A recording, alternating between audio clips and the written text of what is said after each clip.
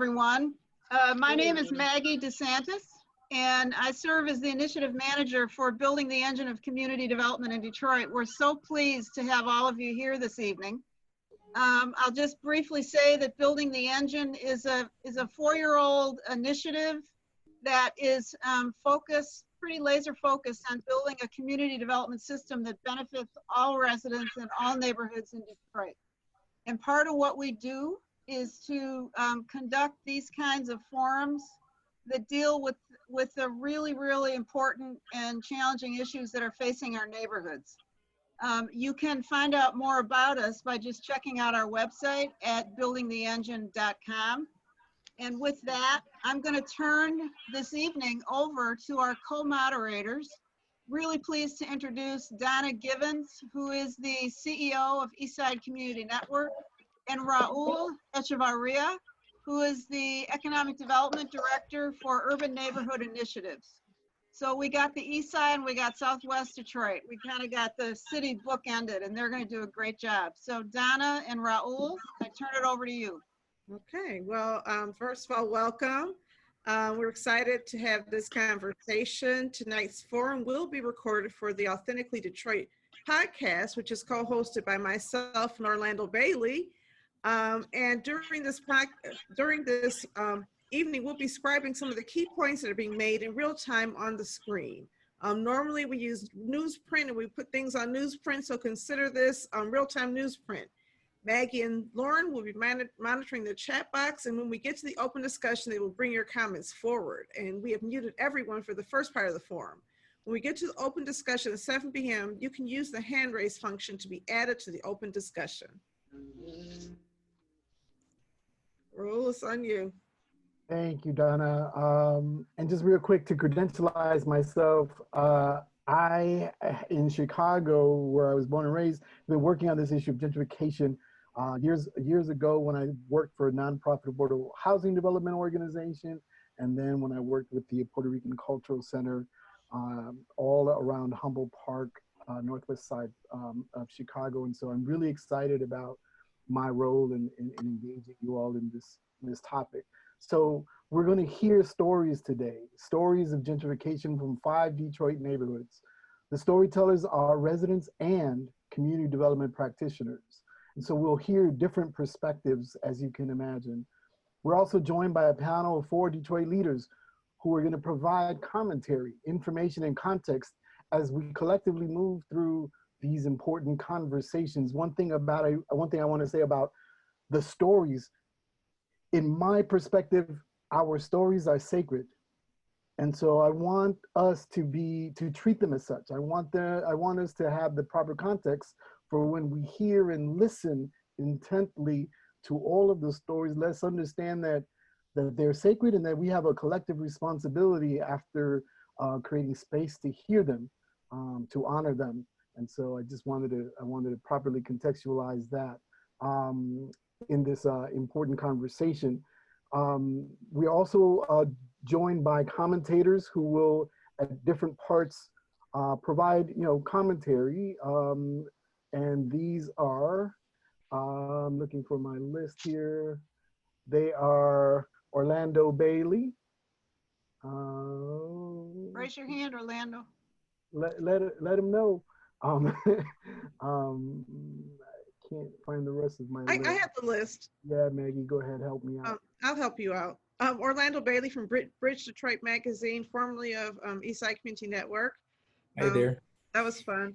Anika Goss, who's for the Center of Equity and Research and Engagement. Anika is the president and CEO of Detroit Future City and also oversees the Center for Equity Research and Engagement at Detroit Future City. Mike Rafferty from New Detroit, and Eric Williams from the Detroit Justice Center.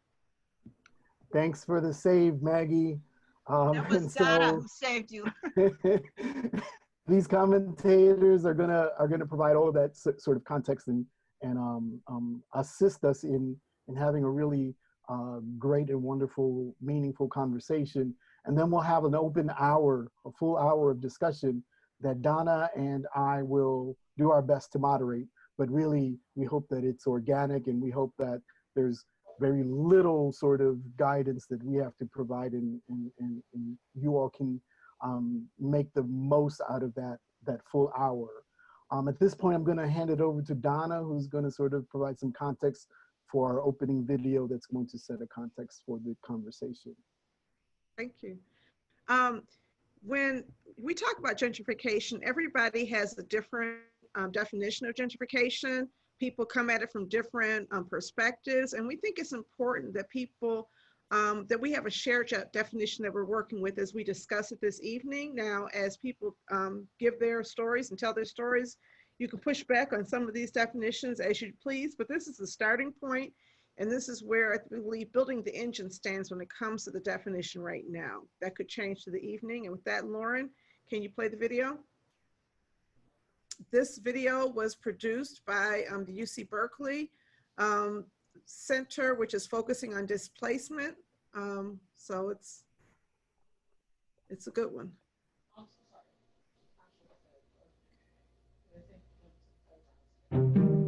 Gentrification is constantly being talked about.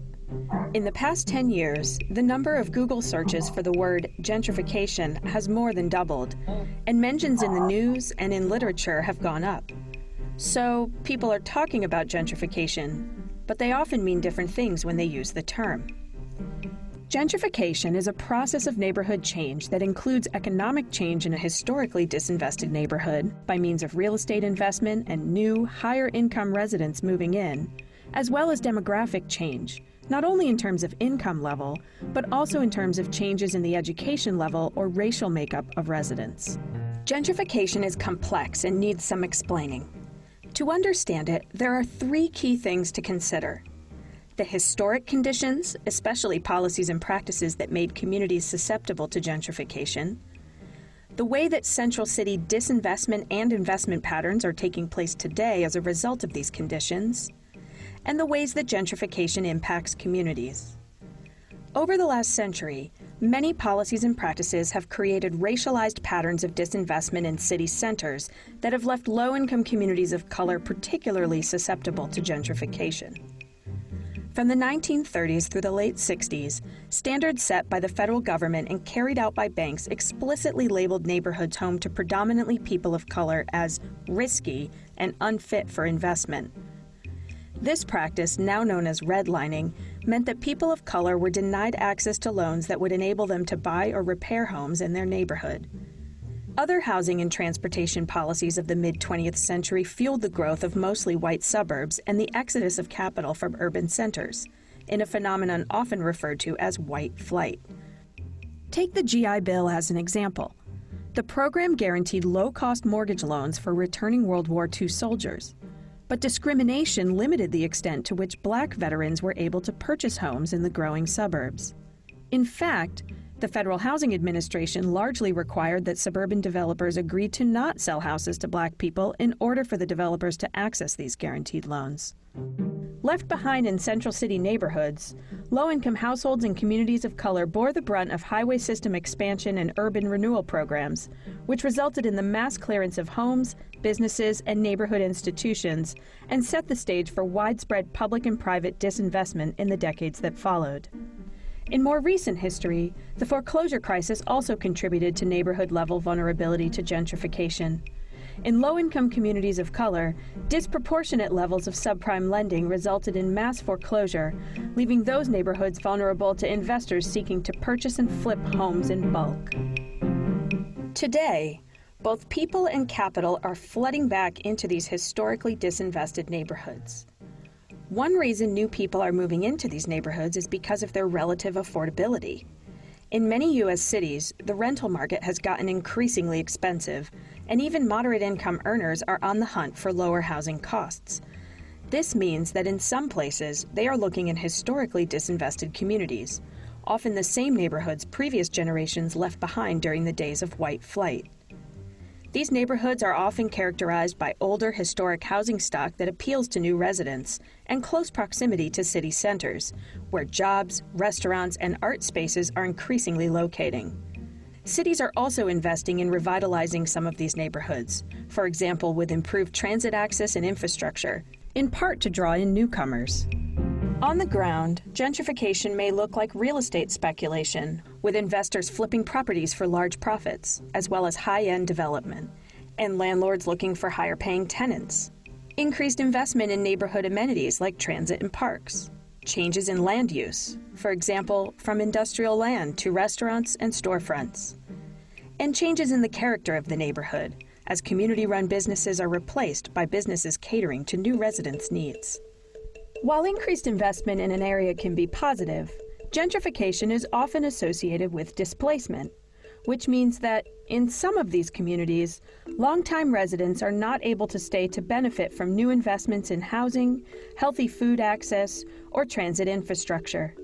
Instead, lower-income families, often families of color, may find themselves facing rent increases, evictions, or other displacement pressures, and left with no other choice but to move to suburban or even exurban areas, far away from their jobs and the businesses and service providers they know.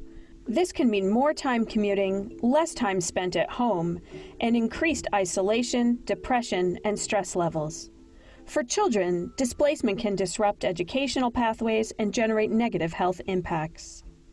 Even for longtime residents who are able to stay in newly gentrifying areas, changes in the makeup and character of a neighborhood can lead to a reduced sense of belonging or feeling out of place in one's own home. For example, unique cultural vibrancy can be lost as places of worship see their congregants displaced to faraway cities and towns. In addition, family-run businesses and nonprofit organizations may be forced out as their customer base disperses, or as their commercial rents rise past what they can sustain, affecting the ability of those who stay to access the goods and services they need. There might also be changes in neighborhood norms and policing. For example, an increased police presence in order for new residents to feel safe.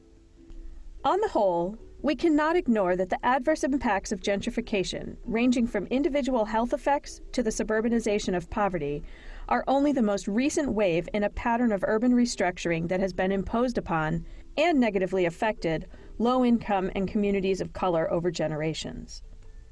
Public, private, and nonprofit sector leaders have the opportunity to implement strategies that give longtime residents a chance to benefit from increased investment in their communities and even be part of driving how some of the changes in their neighborhoods take place.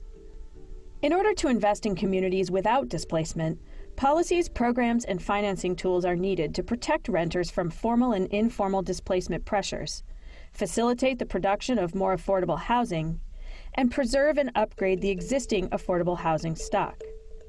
Involving community residents in planning and decision-making about their neighborhoods and region can and should be a key piece of all three of these strategies.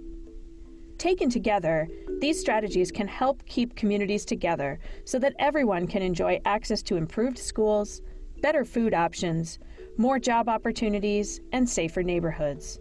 Qualities we know make cities and regions healthy and vibrant.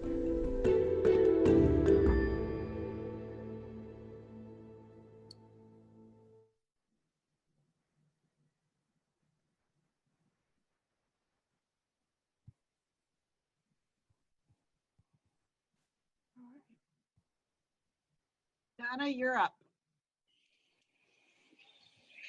You're muted, Donna. I'm sorry, I thought it was Raul. I apologize for that.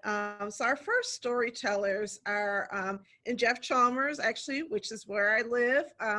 And so I'm going to ask Michelle Lee and Derek Scott to speak and respond to these points. Which part of the city are you in? And what dynamic or situation is triggering the gentrification changes? How are residents and local businesses responding? What are the changes you are seeing, experiencing? Has there been a community development strategy to respond? Derek and Michelle, you're up. Hi, good evening. My name is Michelle Lee, and as Donna shared, I live and work in the Jefferson Chalmers area. I serve as the Director of Housing and Neighborhood Services at Jefferson East Incorporated. And my colleague, or you might say my boss, no, my colleague also is here. I want to allow him the chance to introduce himself. Hi, thanks for having us on.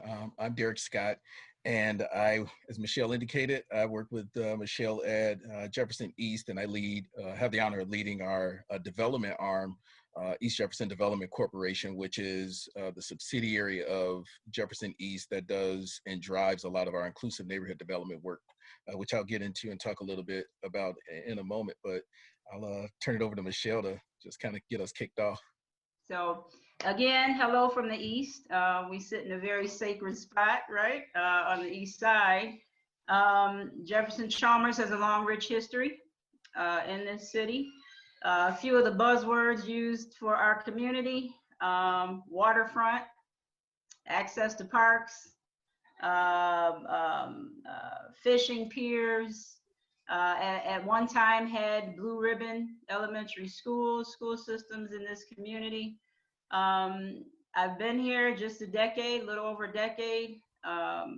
And there are many organizations and residents who have been here pretty much their whole lives, and have documented that history thoroughly. So again, we're here on the Lower East Side of the city. Jefferson Chalmers is a neighbor to one of the richest communities in the nation, right? Not just in Michigan. Grosse Pointe is just east of our borders. And so we sit in a very golden, if you will, area of the city. And at the same time, an area of the city that has experienced both the positive and negative histories that go along with being within the city of Detroit and our urban environment. So just to keep it brief, because again, we've got 20 minutes per segment. And I want to thank Maggie and Raul and Donna for that introductory video. I think that was helpful, right? In really focusing our minds around how we're going to shape these conversations and stories tonight. Really want to point to Raul saying that stories are sacred. I believe that is the case. And I believe that part of our work at Jefferson East, we often speak about being stewards. Stewards for the communities we serve, and the work that we do comes first and foremost. So one of the primary triggers really comes out of the video that was just shared to us that I would like to address tonight anyway. And of course, there are many in terms of the rich history of this community, but one of them is the city disinvestment and investment patterns. There was an article printed June 11th in the New York Times that was shared by one of our board members, and it basically identified Detroit as a predatory city. It was very, sad. I don't want to say sad, but pointed article that spoke about practices of three cities. Detroit was one. The other was Ferguson. We know the racial unrest and issues around Ferguson, Missouri. And again, Detroit was unfortunately coupled within that particular article. And what it spoke about was cities that, as the article termed it, prey, whether we agree or disagree, prey upon financially vulnerable, local cities that prey upon vulnerable citizens. And so the story basically was shaped around an elderly resident who lost her husband to COVID, almost lost her home to some of our property tax auction procedures within Wayne County. And it speaks to the fact that many of the winners in this city, and it has definitely been the case in the residential housing market in Jefferson Chalmers, that the investors won when it came to that particular city and county based programs. And I say that based on the fact that when our fair, obviously many of us here know about the history, bankruptcy, et cetera, housing crisis coming out of those.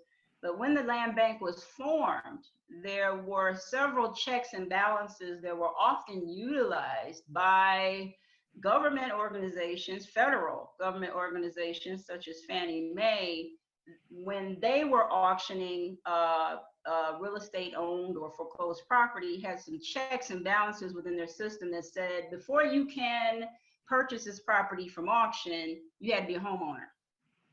Okay.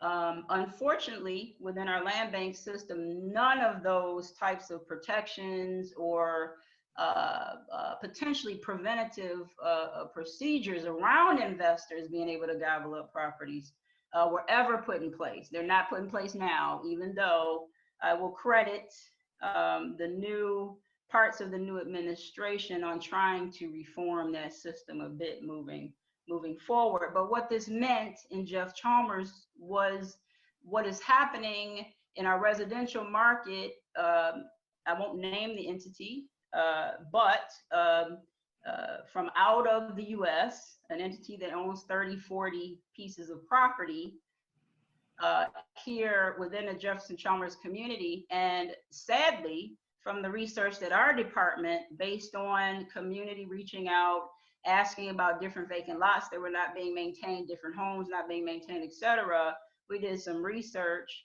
We're able to uncover the different LLCs and entities that trace from Plymouth, Michigan over to Canada, et cetera, and so forth.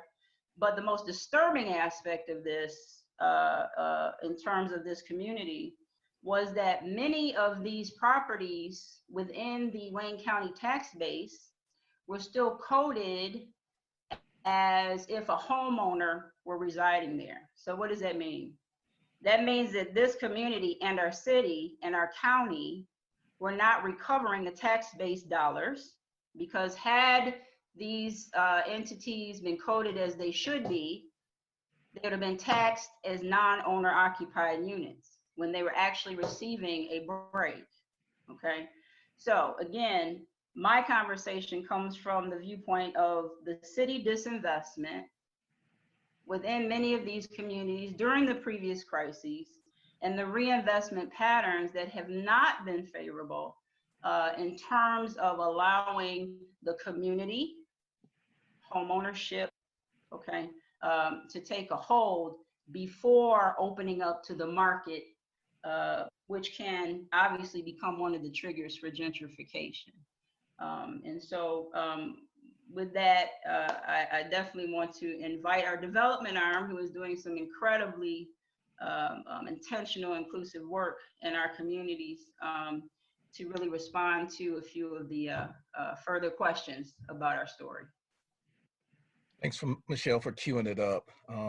And as Michelle said, as a resident, she's a resident of Jefferson Chalmers, and I think one of the things that has allowed us to be very intentional is being able to have an organization that is reflective of the community, both on our staff, both on our board, as well as making sure that we're hearing, what are these pressures that community members have been facing for many years. And so one of the issues that Michelle just highlighted is this idea of who's buying up property. And as property is being purchased, as investors are coming in, as you're seeing swaths of properties being picked up by folks with New York addresses and Chinese addresses, how do we make sure that displacement is not happening in each of these neighborhoods, and that as these folks come in, that they're actually developing in a way that's not going to displace Detroiters, that's not going to speculate on property or further drive values down until everybody's gone, or there's so much disinvestment that now it's a wild, wild west playground for someone to kind of come in and do whatever they want to do in that area, and say, well, there was nothing happening in the first place, which isn't always the case. And so what we did is we became very intentional as an organization about going out and tying up assets in our geography. And so the Jefferson Chalmers neighborhood, for those that don't know, it's on the far east side of Detroit, right off of East Jefferson and Alter Road, right at the intersection of where we cross into the Grosse Pointe community. And there's a lot of historic value, as Michelle mentioned, in Jefferson Chalmers. But what we wanted to do was go out to the community and say, hey, let's not put together a master plan or a community plan and a vision for the sake of just putting together another colorful vision that sits on a shelf. It's a couple hundred pages long, and we may or may not ever enact it. Let's look at the assets that we currently control. Let's be very intentional about the resources that we have. And then let's create an inclusive process by which community members inform how we will do development. And so what happened from this process is that we were able to identify what we call as these priority development sites. And it's a string of development sites that over the course of the last a little over a year, we've engaged over 1,500 unique community connections in community engagement sessions, including a design charrette week that engaged about 650 community stakeholders over the course of 1 week. Engage them online, engage them in a series of community sessions and open houses where people were not only able to come in and give their feedback, but also see us actually working as the plan was evolved and say, why are you making those decisions? Why are we doing that? Well, I think it would be cool if this was here. And then also giving them an online platform to continue to communicate on a consistent basis what they're seeing and hearing and how they feel about this plan as it evolves. What that allowed us to do is go out and then survey the community from these priority development sites that were created to say, did we get it right? And I think for anybody who talks about inclusive development, if you're not talking about including the community at the table as a voice, then it's not truly inclusive development. It's not truly a process that allows agency for community members to come in and have a say in what's happening in that particular neighborhood. I think the status quo for development has sort of been this idea that we'll, in a back room, kind of develop our strategy, our plan, we'll put together our nice renderings, we'll bring our technical people, and then we'll tell the community what's best for them. And then we'll give them a little space to provide some feedback on what they think about it. And maybe we'll incorporate some things that placates them and satisfies them, or maybe not. But at the end of the day, is that really truly an inclusive process that brings the community to the table as you develop? And so we've been very intentional about saying, how do we collect this information to not only give voice, but allow that voice to now have agency at the table? And so what that's allowed us to do is create this master plan that's really not only just informed by the community, but allows the community to hold us accountable for development as it happens. And so in this plan, it allows us to put the actual selection of businesses that go into developments into the hands of community members.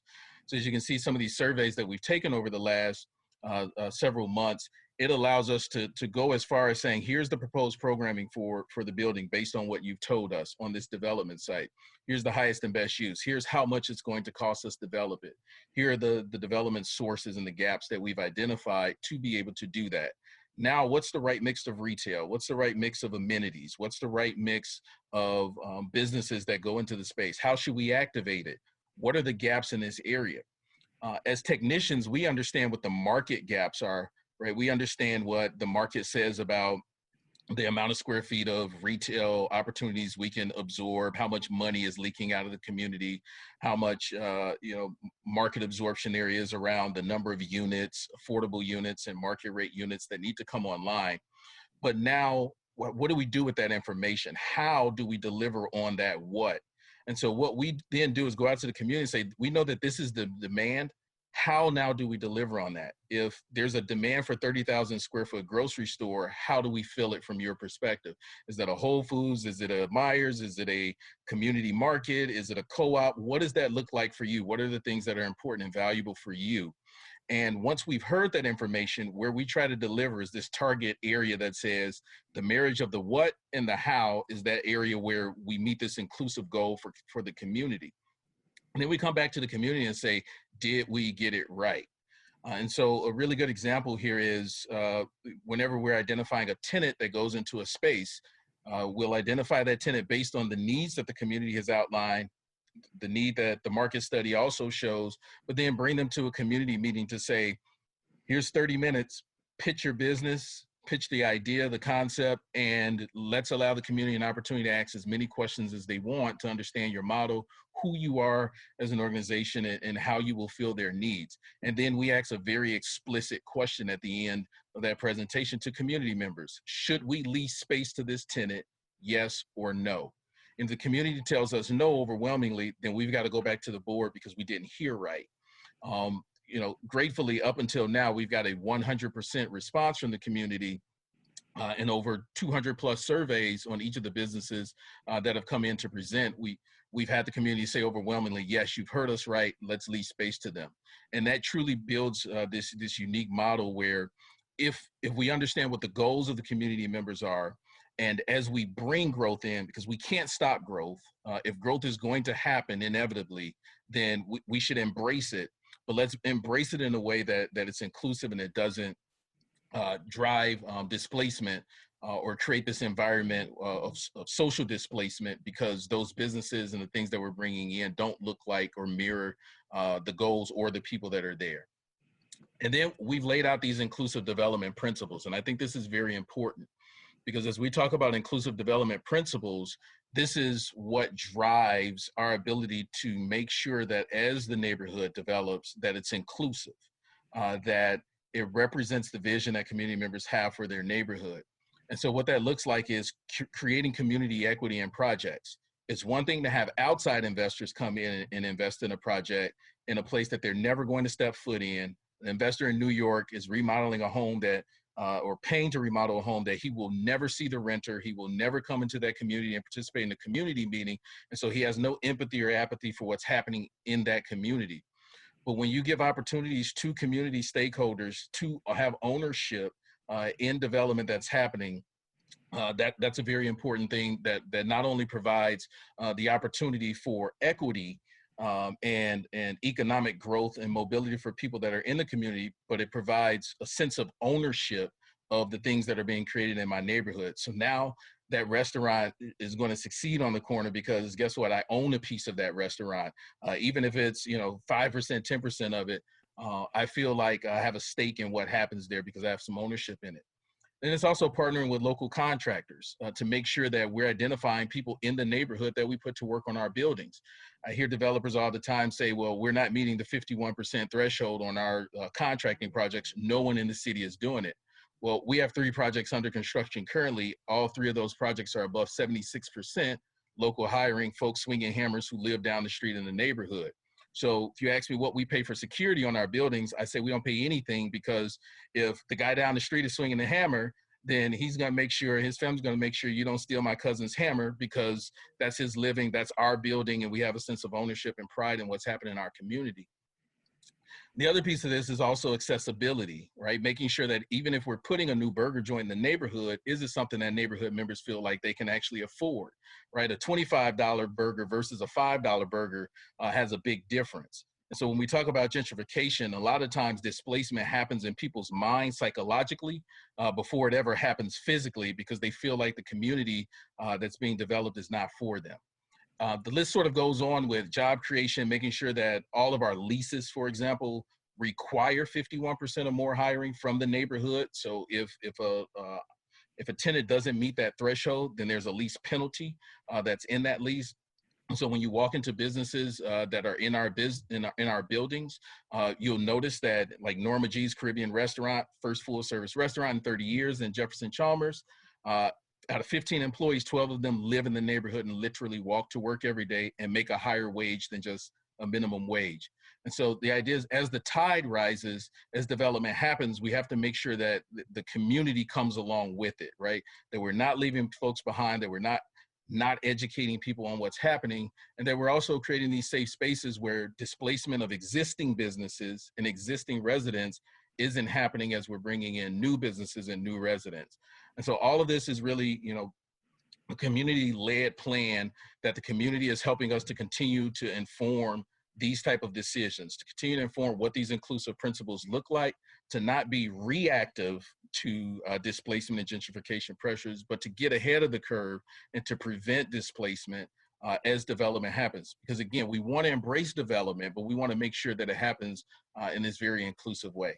So I think we're right at our time. So I want to digress, but I'm again, thank you for having us to be a part of the conversation tonight. And I think it's a very important conversation.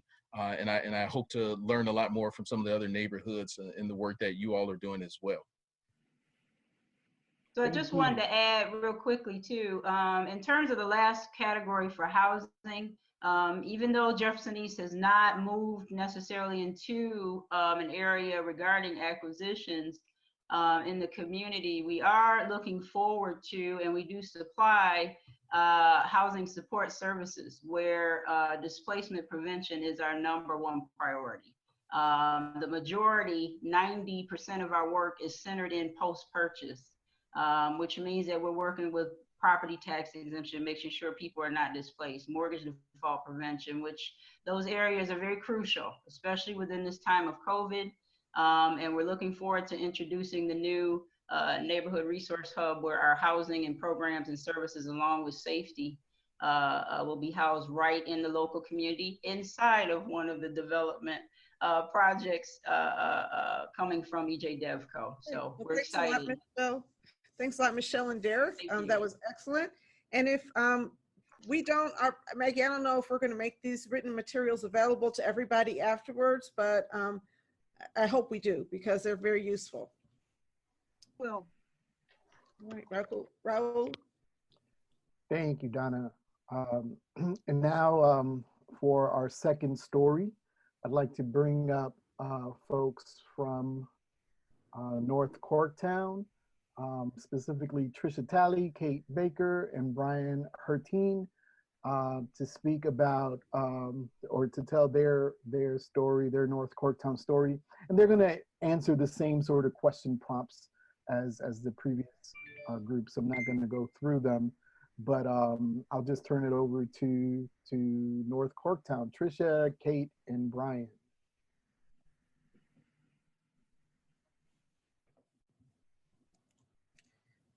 I think you're on mute. Oh, yes, I was on mute. My apologies for that. Can you hear me now? Yes. yes. Okay. I'm Trisha Talley. I'm the president of the North Corktown Neighborhood Association. I am a 20-year resident of North Corktown. To give you an idea of where North Corktown is located, we're in the same neighborhood as Motor City Casino, UD Dental, and up the street from the train station. I can see the Ford train station from my townhouse patio. So we are one of the, I believe, 5 neighborhoods that are impacted by the arrival or the purchase of the train station, the Michigan train station by Ford. I have Brian Hertine, who is one of the developers from North Corktown with me. Brian, you there? Yes, I'm here, Trisha. Okay, and I have Kate Baker of Oakland Housing. She's also a developer in our neighborhood. What makes North Corktown our situation, I guess, what's triggering the gentrification in North Corktown is our 7-minute proximity by car from downtown. We are a neighborhood with little density, so there's a lot of vacant property, which makes it attractive for a lot of developers. But prior to Ford arriving or prior to Ford purchasing the train station, the city planning department already had plans in mind for a framework for redesigning the same neighborhood. And with that information, the association started gathering information from residents to determine what services, what amenities, what residents of North Corktown wanted to see in the redesigning of their neighborhood. North Corktown is unique because we don't have any amenities that most neighborhoods should have as paying taxpayers. We don't have grocery stores. We have one middle school. It's one of the top schools in Michigan, but we don't have the everyday amenities that you would require living in the neighborhood. So we've been partnering with the planning department, we've partnered with our developers that come to the neighborhood, and we've canvassed our residents again to determine what is needed. And our residents have had a mixed response. We've had challenges with getting residents to participate. And I don't think it's because residents are not concerned about what's going on in their neighborhood, but many residents in this neighborhood are in survival mode. So you have to really give them a reason to stop that train of survival to participate in the redesigning of their neighborhood. So we're still struggling with that.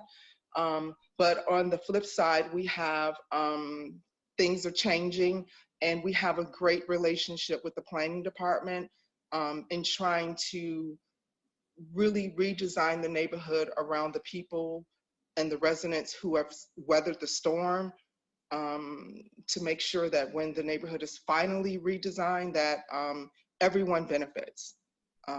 There's no one displaced, and we've been involved with this for the last 5 years. It's been pretty challenging.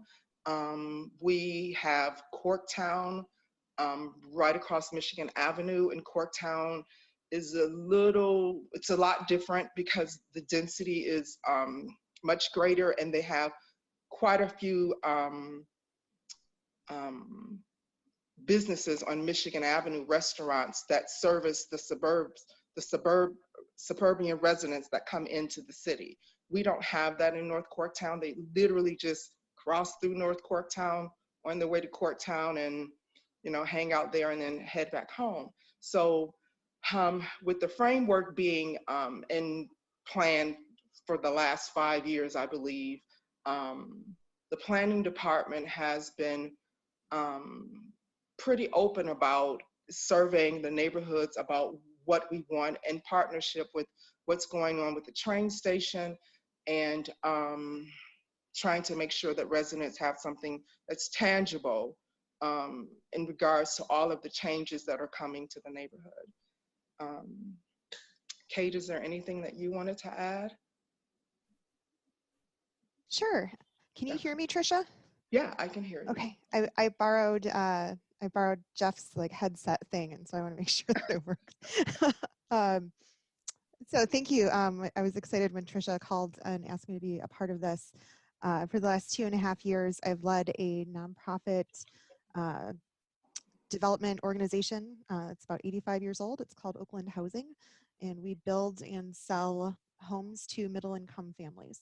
So right now we've got 14 townhomes under construction in North Corktown. It has been a really long road to construction for a lot of reasons. If anyone wants to hear about that, I'm happy to share. But I'll focus on the conversation about the neighborhood in terms of what's triggering the change. One of the other things that is, I think, remarkable about this neighborhood that may not be the same in others is the huge amount of city-owned land.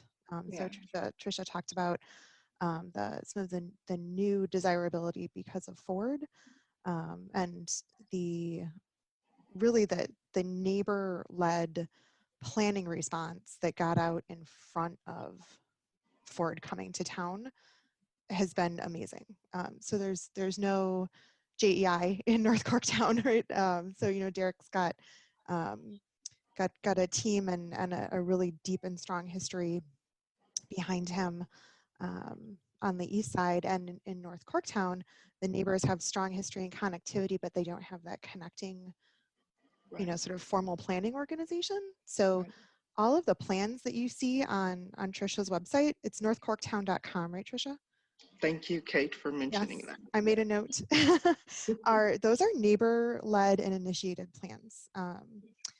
So, you know, thinking about this freight train, literally, that's coming from the train station, that will really potentially change Corktown and North Corktown and Hubbard Richard.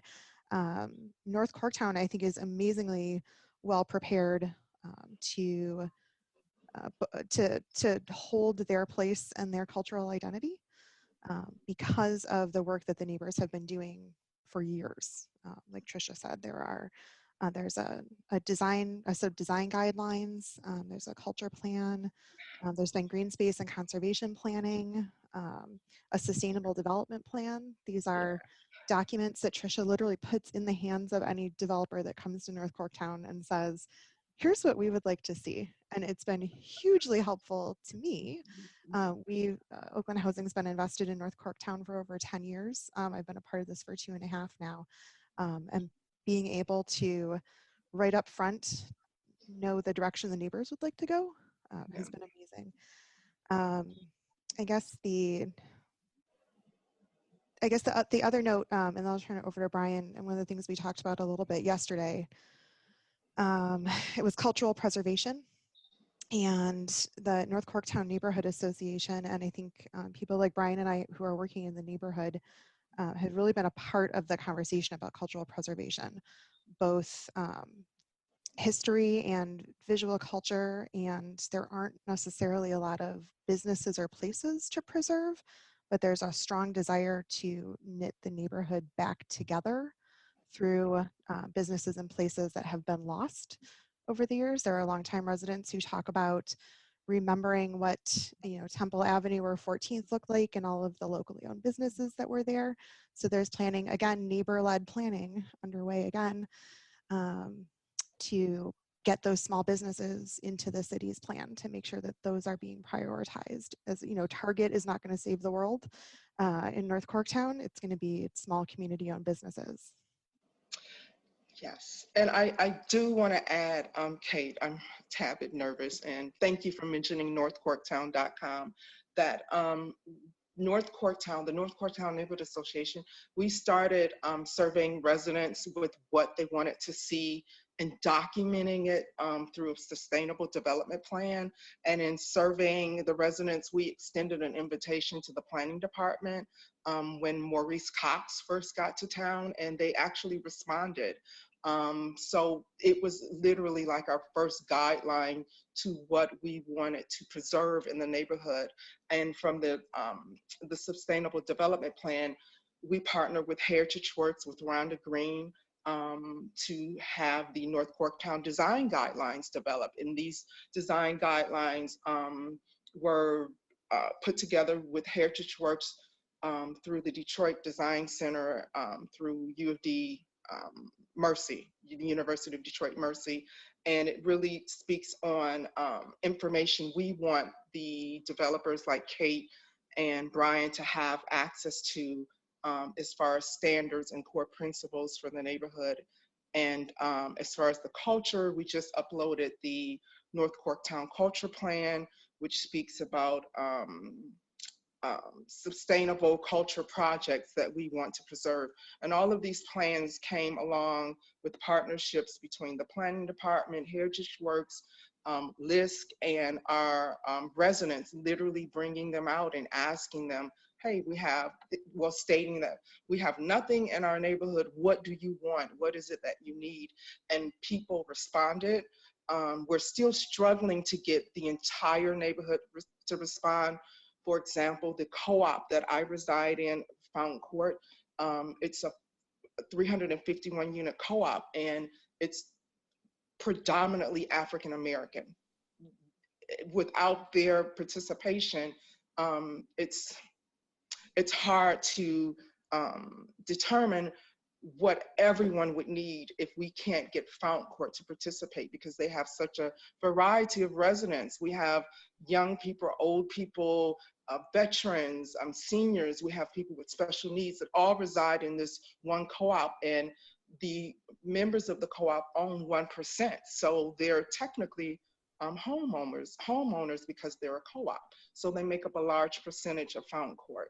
And we're still working with the planning department. They have been very tedious and strategic about getting Fountain Court involved, and also Herman Gardens. Herman Kearns, is that the name of the development in Corktown, Kate? You recall the name of it? Yes, Clement Kearns.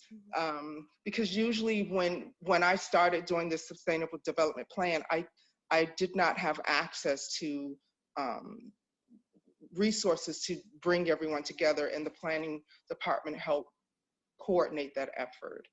So I'm sorry for interrupting, Kate. You didn't interrupt. I was going to kick it to Brian. Oh, okay. Hi, everyone, and thank you for letting us be part of this evening. I just wanted to add that North Corktown is obviously another different neighborhood in the city, and it is that way mainly because one, there was a scattered site housing development, affordable housing done 15 years ago that did stabilize the neighborhood because there are not many houses remaining like Jefferson Chalmers or the North End that we'll hear from next. And so that puts us in a different kind of scenario, I guess. But because of the North Corktown Neighborhood Association and their efforts organized by Tricia, and something that both Tricia or Kate have not mentioned is that the neighborhood really wants greening to be part of the neighborhood.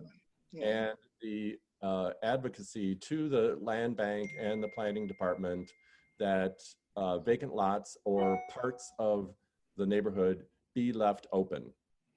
And I think that's a very important part of what North Corktown is about. It will establish itself as its own unique neighborhood because we do not have a main street. We don't have Jefferson Avenue. And so as an architect and developer coming into the neighborhood, doing primarily small projects, the missing middle housing that is now a kind of a catchphrase where building 4 to 7 or 8 units at a time with that can become affordable.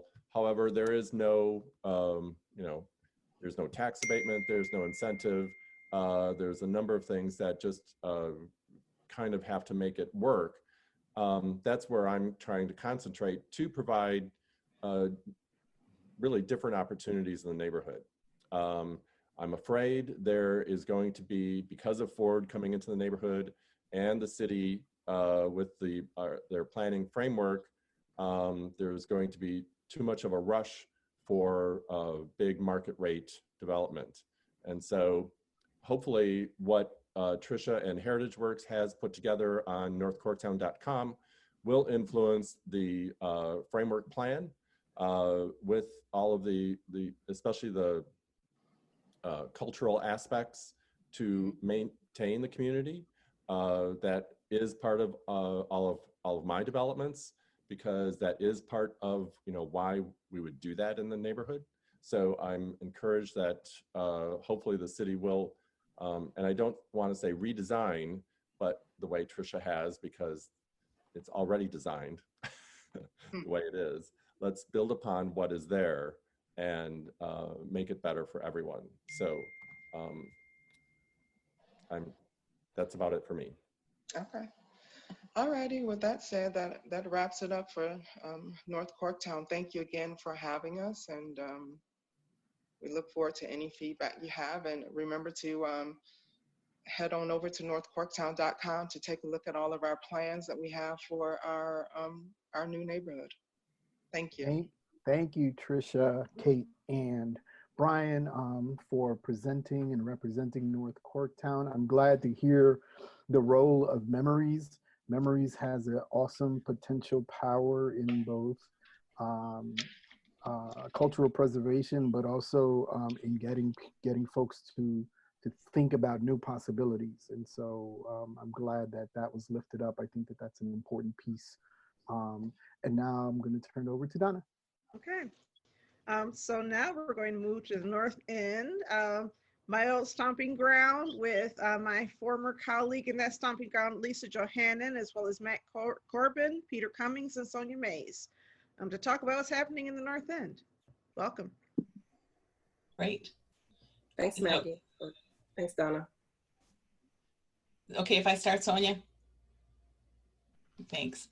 So I guess I want to define neighborhoods a little bit as we start on the east. So Woodward divides our neighborhoods, and to the east of Woodward would be considered the true North End. West of Woodward is Piety Hill.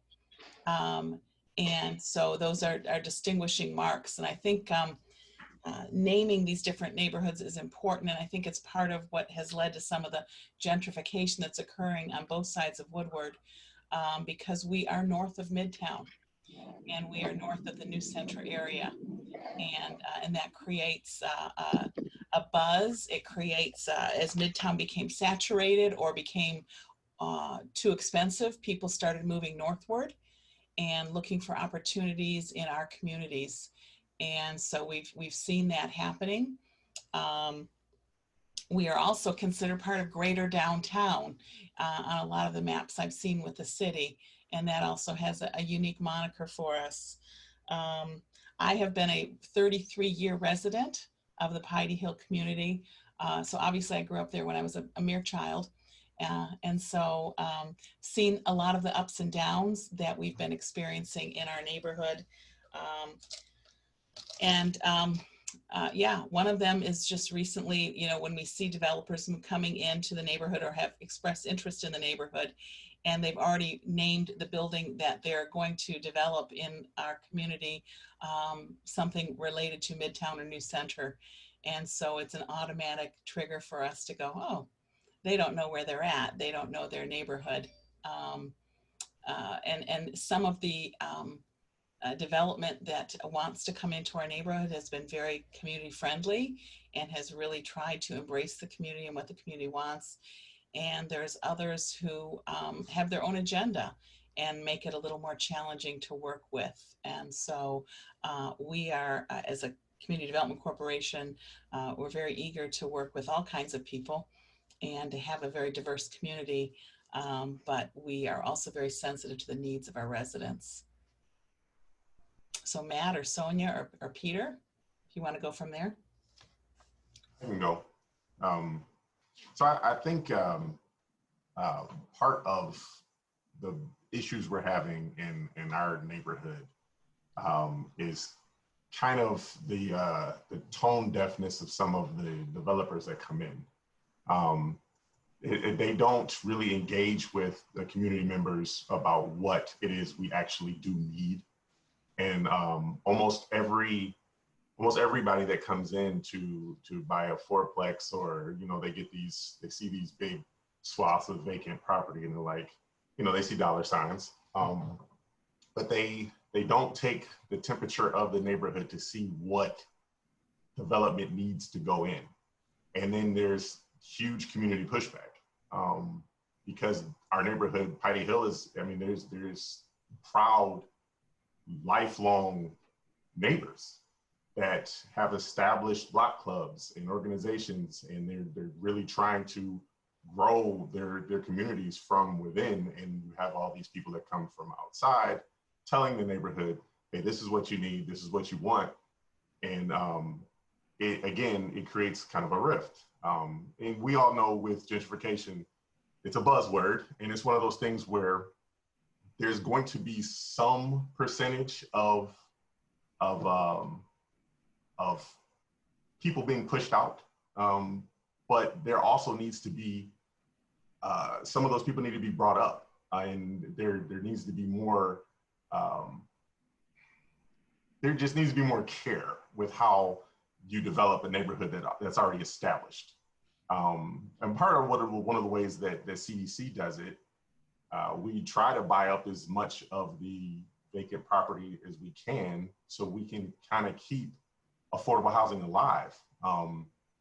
There's been several, over the last few years especially, there's been several groups that have come in and they'll buy a fourplex, they'll rehab it, and they'll have, you know, $2,000 a month apartments next door to an abandoned building that's fallen down, and across the street from $500 a month apartments. And then you look like, okay, so how can you have both of these on the same block? And I think that a lot of the times people look at what the HUD numbers are, saying, well, for a 2-bedroom at 60% AMI, I could get over $1,000. So they just look for that $1,000 tenant. Well, in the neighborhood, how many people can afford $1,000 a month for a 2-bedroom apartment? So where do you look? Now you're looking for people to come in from outside the neighborhood, which has even less, now there's even less units available for the folks in the neighborhood that work in the neighborhood, that live in the neighborhood, that go to school in the neighborhood, that grew up in the neighborhood. They can't live in their neighborhood anymore because there's nothing there for them.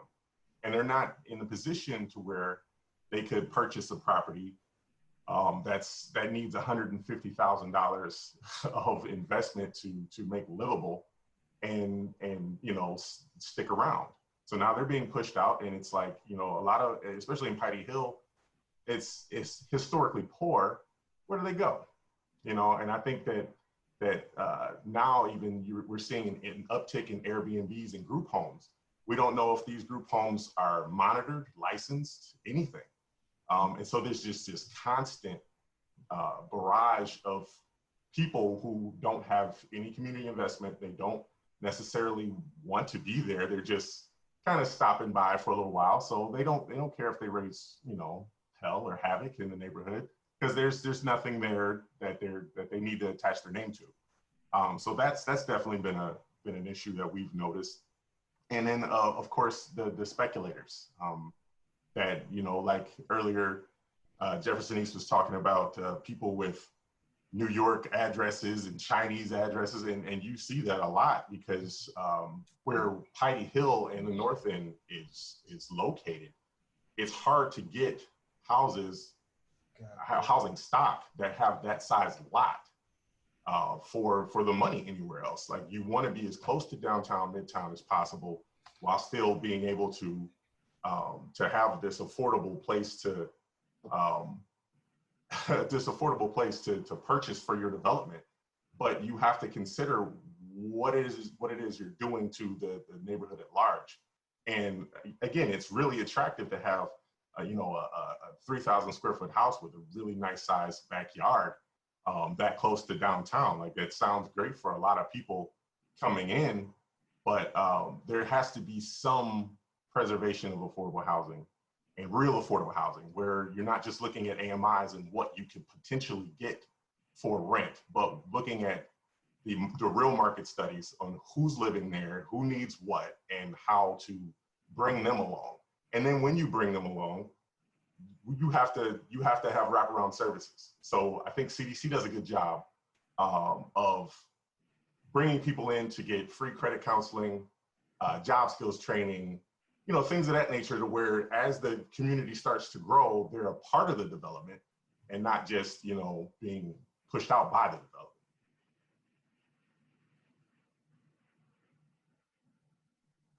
Pass it to whoever's next. Thank you, Matt. I guess that makes it my turn. Hi, everyone. My name is Sonia Mays, and I am the CEO of an organization called Develop Detroit. I want to just take a couple seconds to tell you about my organization, and then I'll tell you about our work in the North End. I'll start out by saying that as an organization, we look a little bit different than the 3 or 4 organizations that we've heard so far on this call. I have a tendency to kind of reduce things down to their very basic building blocks. And when I think about community development, I really sort of look at that and see 2 components. I see a people component and a physical place component, like a land space component. And most traditional organizations that operate in community development are interested in both the real estate piece and the people. My organization is almost entirely focused on the physical development of community, the real estate component. And as such, we actually work citywide and not anchored in a specific neighborhood geography. I've been working in the North, that said, I've been working in the North End since the fall of 2016. In the fall of 2016, my company, Develop Detroit, we bought 2 affordable apartment buildings. One was headed into foreclosure, which would have erased the affordable income protections on the building. The other building had already gone through a foreclosure process, and the then owner was looking to quote unquote cash out. And so he actually listed this building called the Marwood Apartments as an opportunity for somebody to maximize an investment. And we know that was the case because we got the brochure that described the building. The then owner had taken 1 unit and put some nicer finishes in it and was able to command a $300 monthly rent increase without doing anything else to the building. And so to us, that was, there was no clear signal of what was going to happen to the 50 something odd residents who lived in that building. And so we purchased it in partnership with Capital Impact Partners, who is one of Detroit's more committed community development, CDFIs. I'll do the acronym another day. We have managed that building ever since, and our vision for the building has been to preserve that building as affordable and to be able to offer everyone who lives there a rent that is affordable to their particular situation.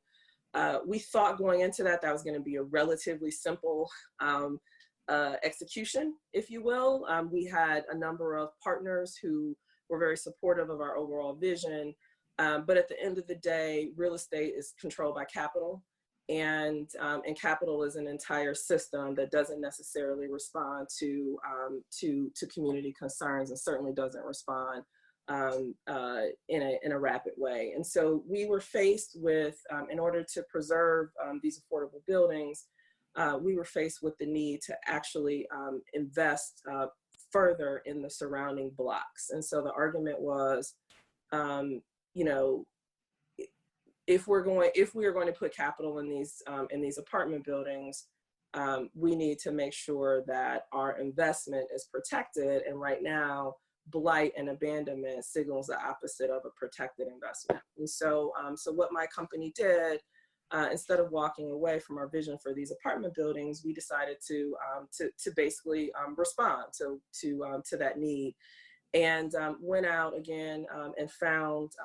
capital that was willing to allow us to invest in the single family homes that surrounded the Marwood Apartments. So in the 3 blocks surrounding Marwood Apartments, at the time in late 2016, I would estimate that roughly 40% of the parcels or homes were vacant or abandoned. There was a high percentage of ownership by the land bank. And so we just started going through and very deliberately purchasing homes that were vacant. We were not interested in anything that was occupied. We weren't interested in anything that looked like it was near occupied, just stuff that was abandoned or vacant. Along the way, we have now rehabbed or built new 23 homes in what I call that micro neighborhood around the Marwood Apartments. These are all for sale homes, and we are about halfway through the selling of those 23 homes. It has been an interesting education in doing this type of comprehensive community development work. We have countless partners that have been there along the way, helping to realize it, including Brian Herdian, who's one of the architects on the program. We work with a Black-owned construction company in the neighborhood to make sure that we met the mayor's 50% local hiring requirement. And so there was a very high local participation on this project. And then finally, because of the nature of the apartment building and the overall development, we had a number of community touch points that informed the process along the way. We've learned a lot, and I am knee deep in thinking about how to do this. This is a pilot for us, and so I'm knee deep in thinking about how to do this sort of structured investment in other neighborhoods where we have been asked to take a look.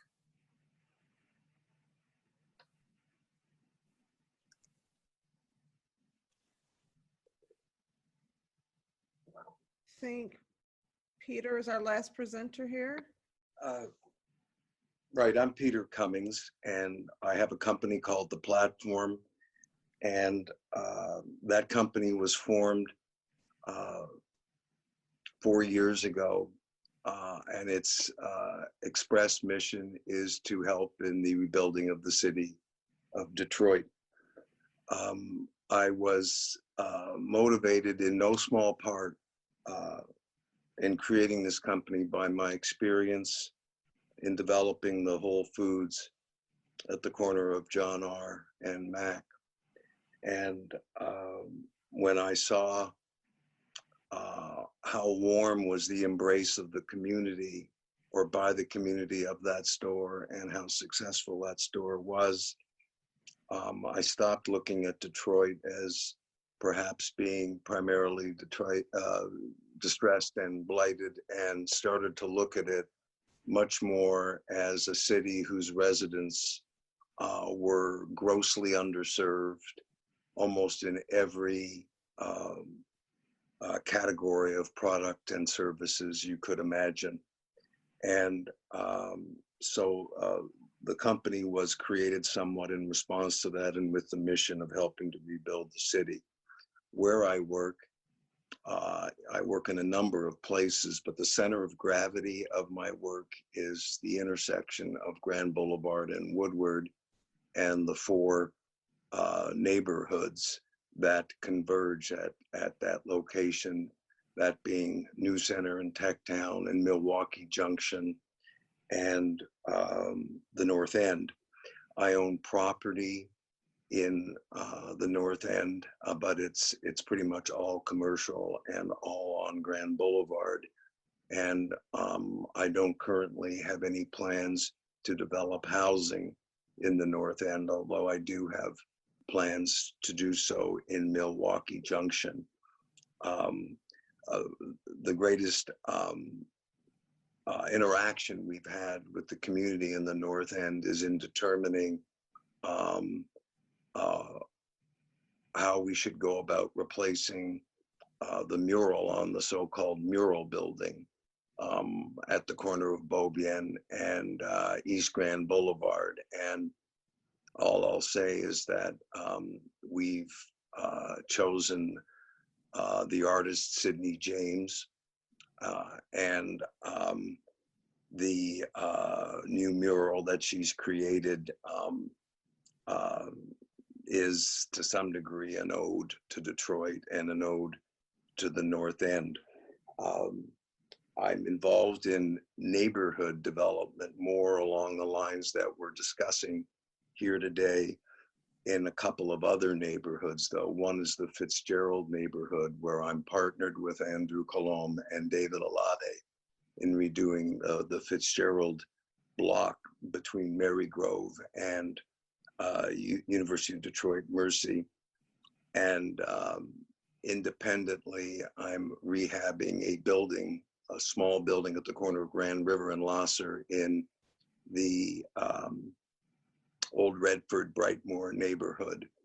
And I can assure you that we've had countless community meetings and meetings with our neighbors in that neighborhood and with organizations.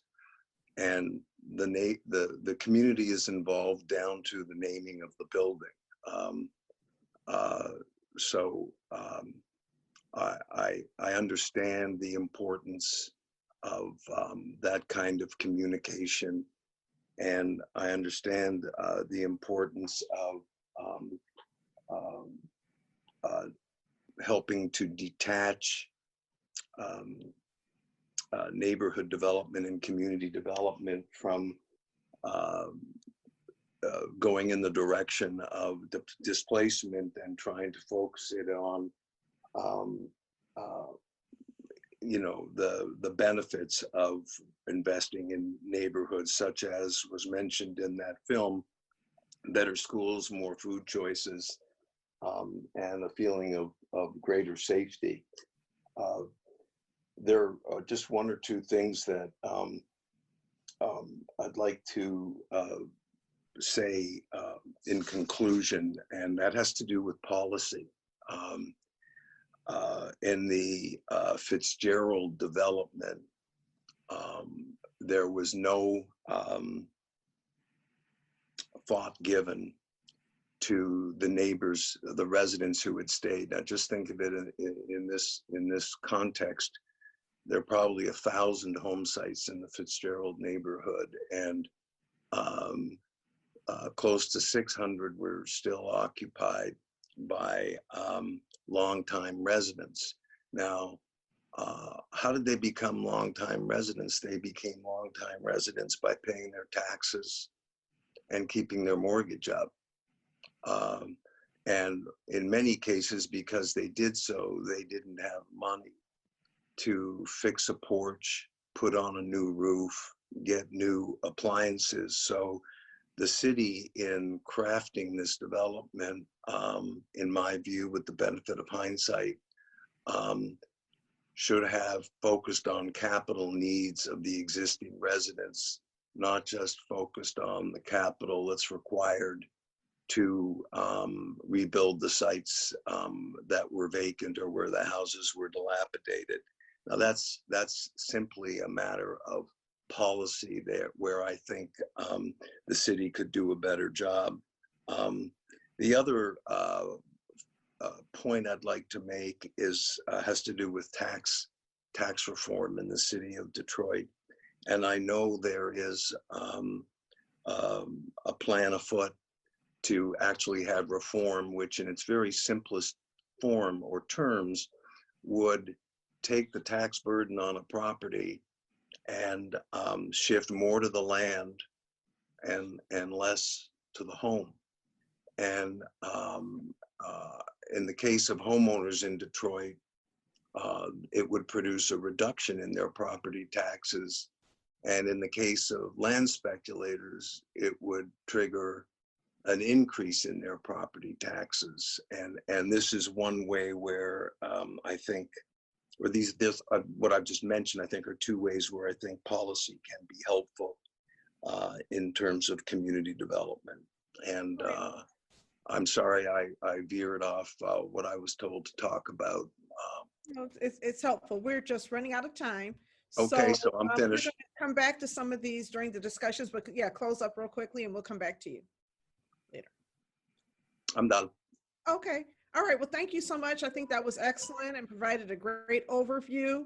My hometown, or where I got my start really as executive director was at Vanguard Community Development Corporation. I'm sorry they could not be here today, but there's a lot of great work happening in the North End. And with that, I'm going to hand it over to Raul. Thank you. I'm going to ask Claudia Sanford and Mahoon to speak next and tell us about what's going on in Palmer Park. Claudia and Annette.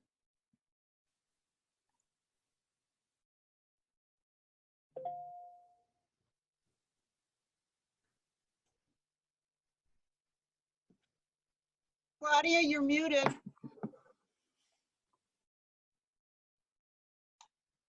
Yeah, I'm one of those people, huh? Talking while it's muted. Okay, I'll start again. My name's Claudia Sanford. I'm the Director of Tenant Organizing at the United Community Housing Coalition. And the reason I'm talking about Palmer Park is one of the things that I do in the city of Detroit is I work with a lot of properties, a lot of buildings that are experiencing displacement. And I'm generally the person who's called in when a whole building receives a notice that they have to leave. And I work with tenants and help them to relocate. And in some cases, we work on leveraging funds to help with that relocation. Generally, I become aware of displacement issues when a tenant places a phone call to somebody. It could be Senator Stephanie Chang's office, or Mary Sheffield's office, and they call me, and then we kind of we set up tenant meetings. In this case, we were alerted to a building in the Palmer Park area where the tenants were experiencing huge rent increases for long-term tenants, which was causing displacement. They weren't actively being evicted, which is what happens in a lot of the cases. And so the Palmer Park, I'm sure everybody is familiar with it, but it is just the area just north of Highland Park, and it touches Woodward, and Palmer Park is to the north of that area. Palmer Park is full of large, multi-dwelling, beautiful old apartment buildings, large units, and it's very attractive because it's along the Woodward corridor. It's easy to get to shopping, to freeways, and if you work downtown, it's just a straight shot down Woodward. So it's a very attractive area, and the rents have been traditionally very, very reasonable. In my role, the work that I do, when I find that people need to find find housing, that they're being pushed out of one building. Palmer Park was an area that I could rely upon to move people. And I'm finding that there are fewer and fewer areas in the city of Detroit that I can find housing for tenants as they're being displaced. So Annette Calhoun, she's one of the former tenants at, and I'll let you tell her story, but she's one of the former tenants at this property, I think it was called the Sherborne. And it wasn't owned by the Sherborne Group, but that was the name of the building. And it was at the far end of Palmer Park. So it was in a beautiful park-like setting. It was in a end of a block, you walk out, it was beautiful, idyllic place to live. What we do is we contact all the tenants in the building. We usually I will try to find a common place for tenants to meet. We met at the Unity Temple. We contacted the pastor. He let us have a room there.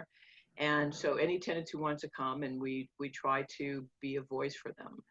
Part of the problem with buildings like the one that Annette lived in, it's called the NOAA properties, and naturally occurring affordable housing. People who are on Social Security incomes, retired Social Security incomes, if they could be, between that 30 and 60% AMI and afford to live in those buildings. But when the rent increases, they can no longer afford to live there.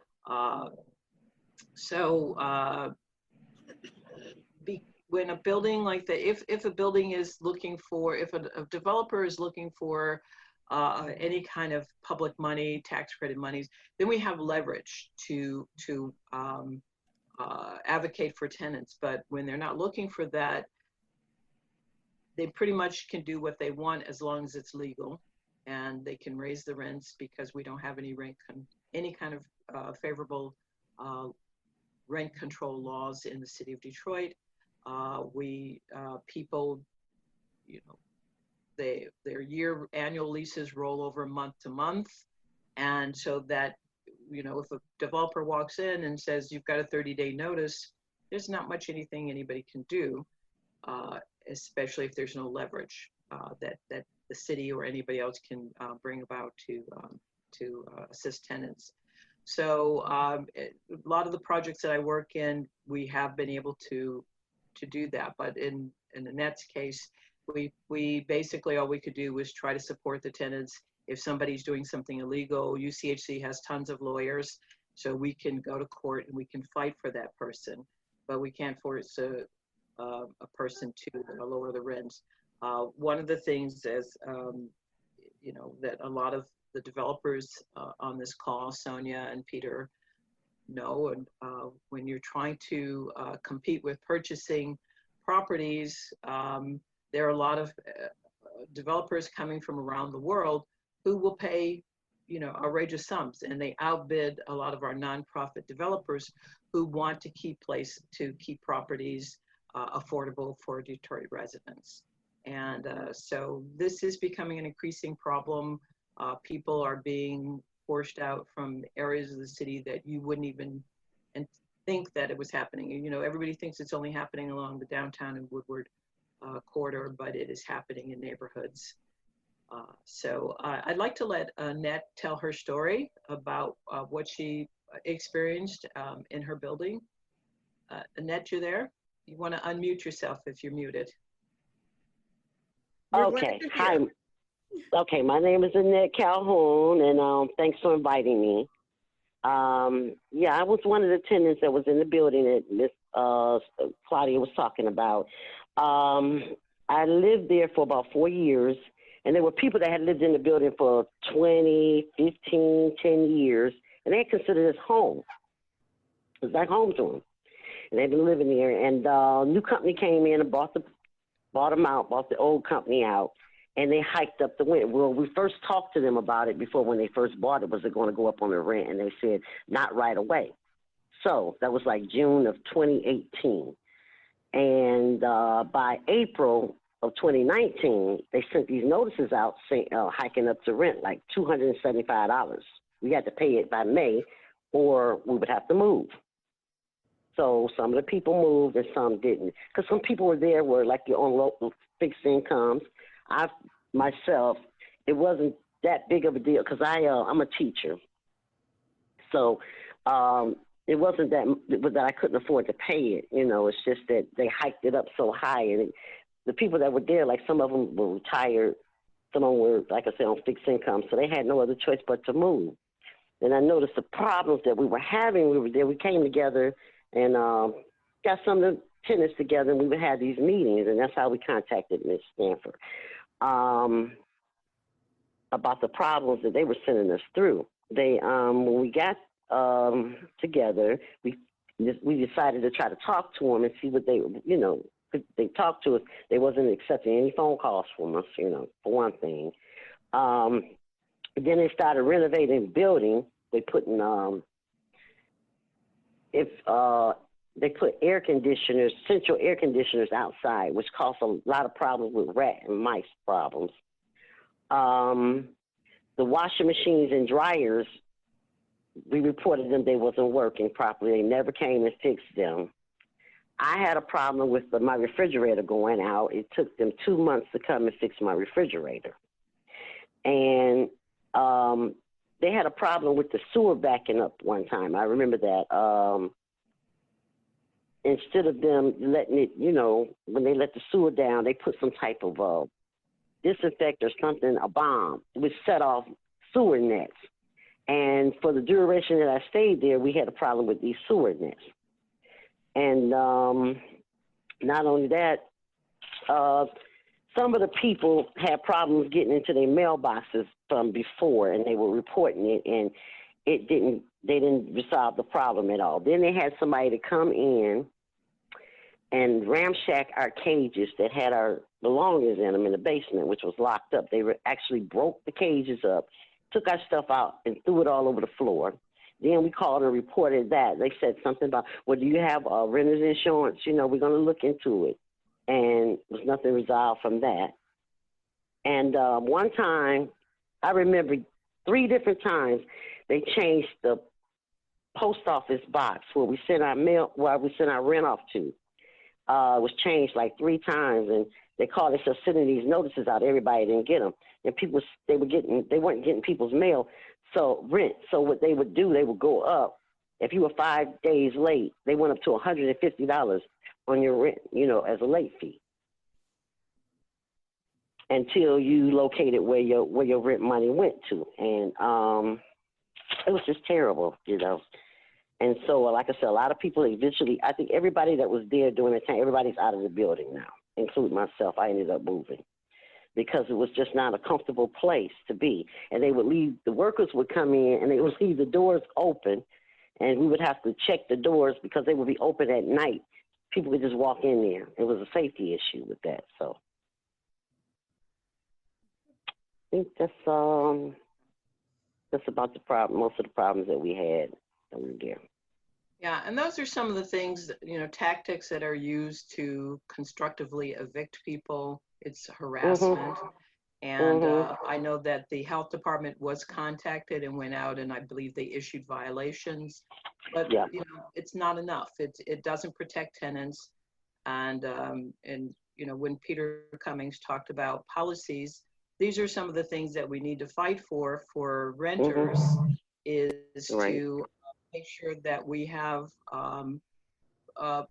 more regulations in place like other cities do. I lived in New York Manhattan for many, many years. And mm-hmm. If you signed a lease, the landlords had to give you a new lease every year. They could not just roll you over to 30 days, because then they can evict you within 30 days for no cause. And right. You know, once the landlord brings a termination of tenancy against you here in the city of Detroit, there's really nothing you can do about it if you don't have a lease.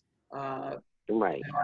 So we do need to look at you know, trying to support more nonprofit development so that we can stabilize some of this housing, and to support laws that will changed the laws in the state of Michigan. Detroit did have briefly a rent control law, and for the city of Detroit, and the state overrode that law. It's still in the books, but they changed that so that they said local jurisdictions couldn't make up their own policies. So these are some of the things that need to do so we can fight for tenants and make sure that they keep their housing, because the housing is disappearing all over the city for affordable housing. Yeah.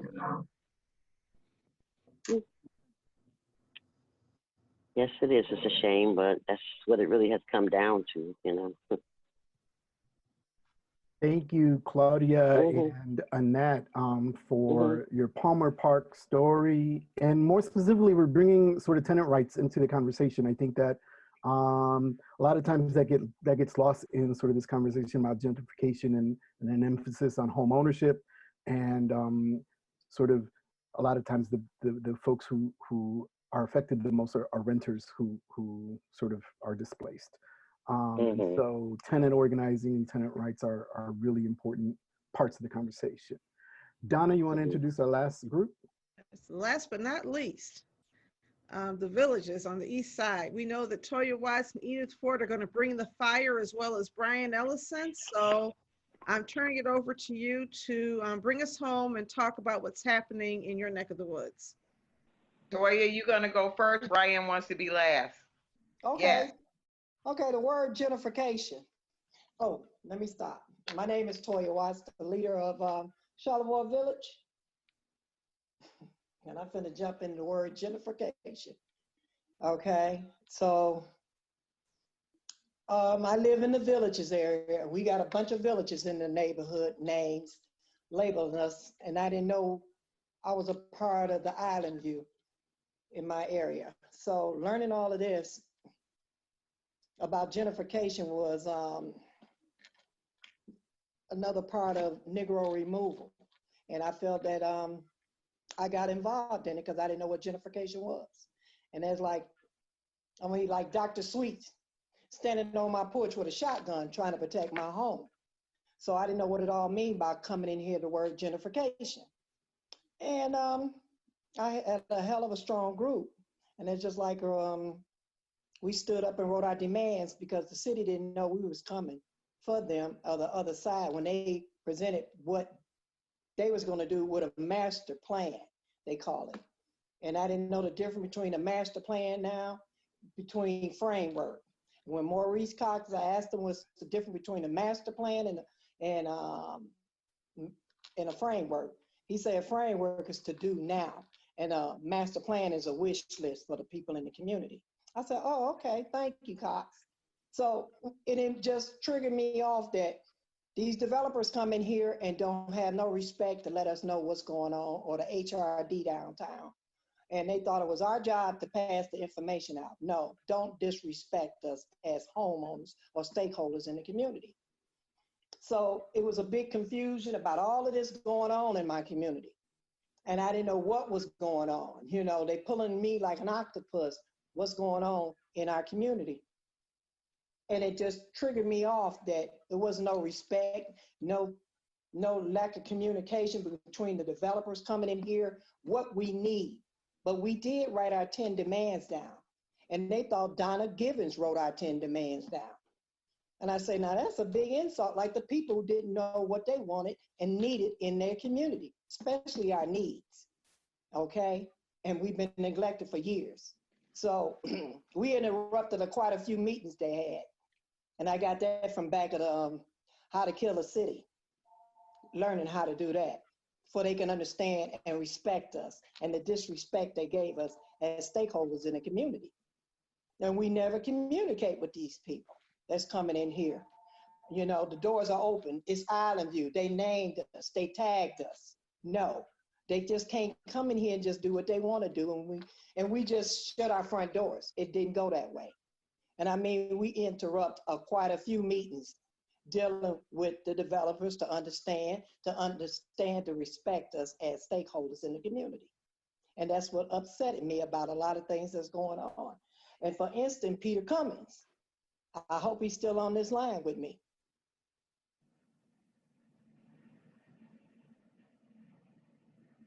You're did not muted. rebuild. Cummins did not rebuild. He took a legacy, a family restaurant we needed in the community for number one. That we used to sit down and we read across from the island, the beautiful scene everybody want to go to. And it just didn't make no sense. And now it's just empty land again. It just took something out of the neighborhood, okay, for number one. But all of this is going on, and all these names they're giving us and individual names, the village, the West Village, Pingree Park. And that seems like we dividing ourselves in our own community. You get a little bit more because your property tax is higher. So it's still a gap between all of us in here, Northtown, Jefferson and Chalmers, all these areas, because we're closer to downtown, Eastern Market, all of this is going on around us. Something just ain't right. And I mean, is no community gap. It's still a community gap within the community to me, with all of us. Who wants to be the chief? Who wants to be the what? It's still a gap in the community with all of this going on. And how can we make this happen stronger in the community?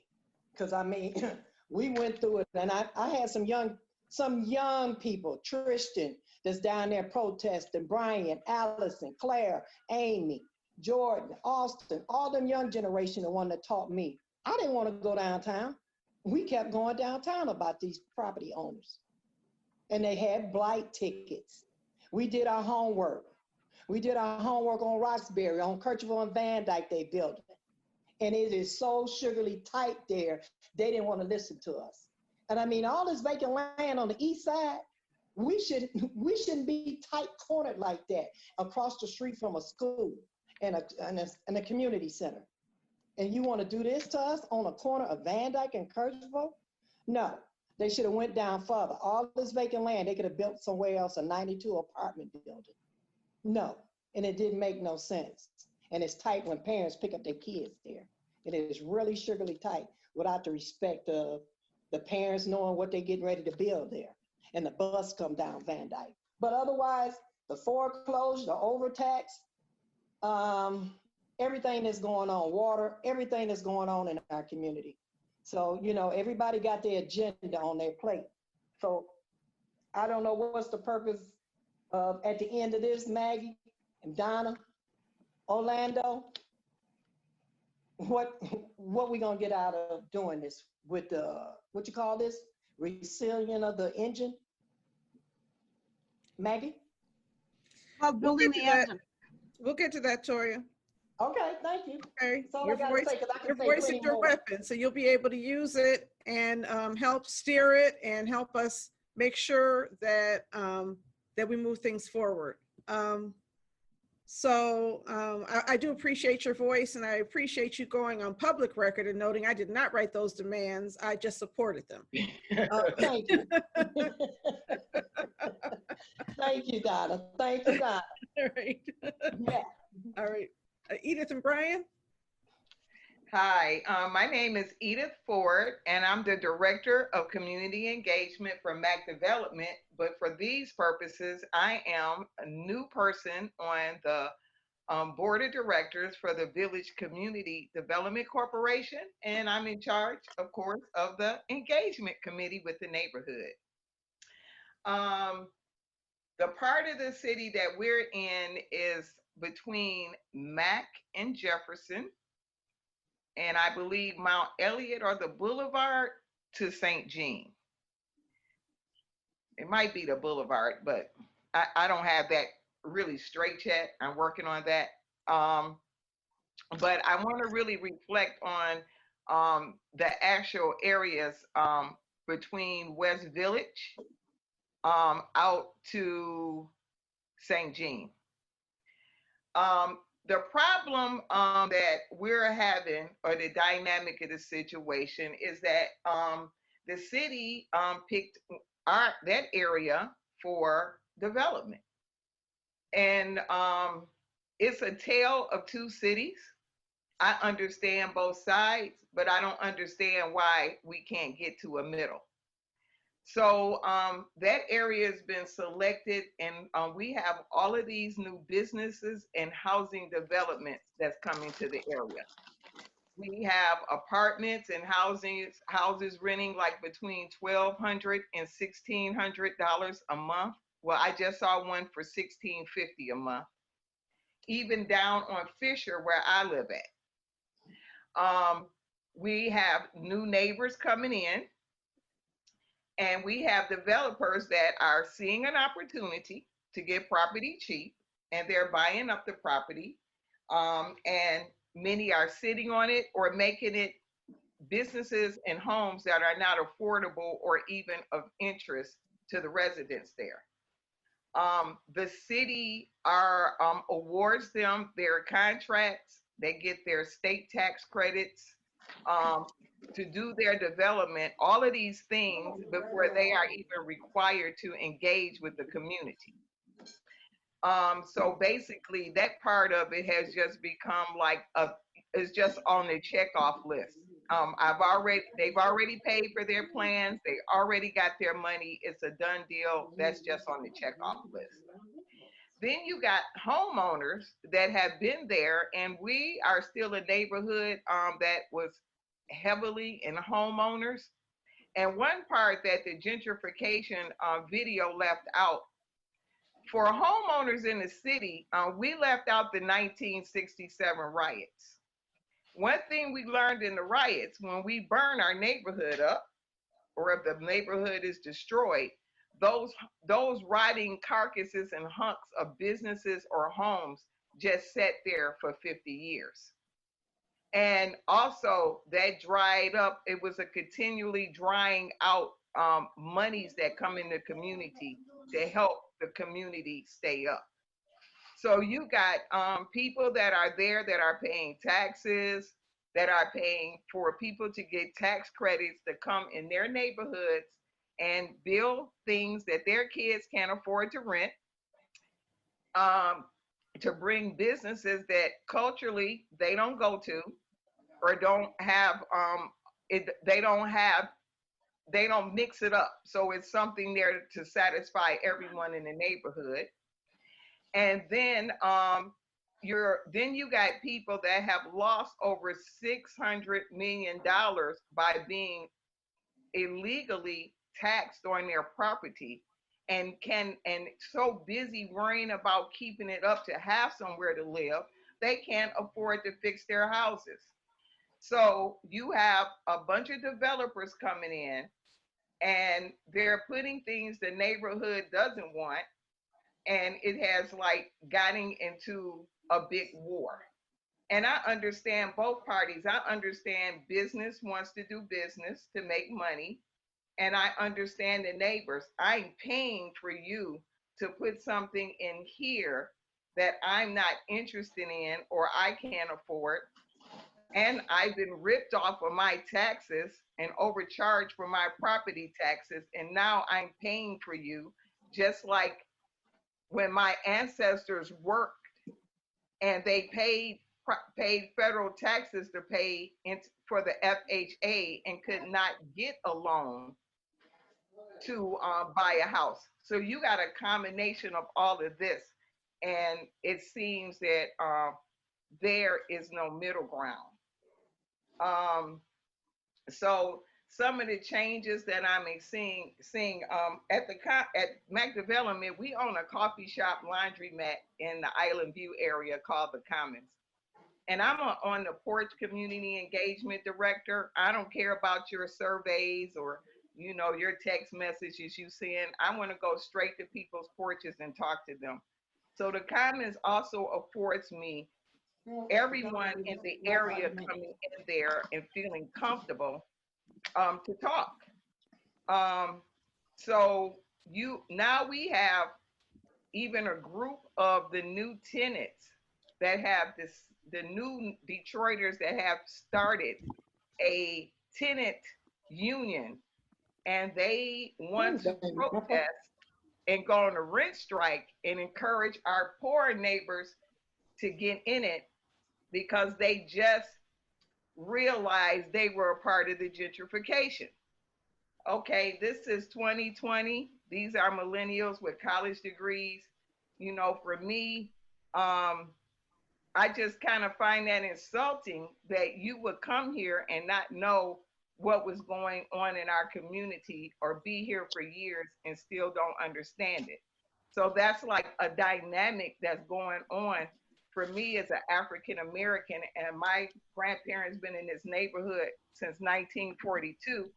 And with all the things that are going on in the country, you have a group of people that don't understand that.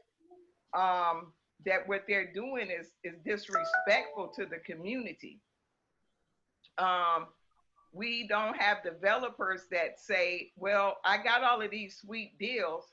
Maybe I'll give some money to one of these CDCs to help the neighbors or clean the alleys. Like some things I believe we should just know that we need to do those things. But like one person said, we have a lot of people that buy up a lot of property that never fix it. They make the neighborhood look worse than what it was. Um, and so those are the changes that I'm seeing. I am working with the community engagement strategy at the villages. It's very different for me there. Growing up in this neighborhood, I remember my grandfather would drive down Burns from Jefferson to come home for work.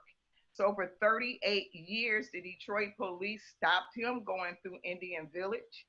So me being on their board is like, it's something different for me and I wanted to do it.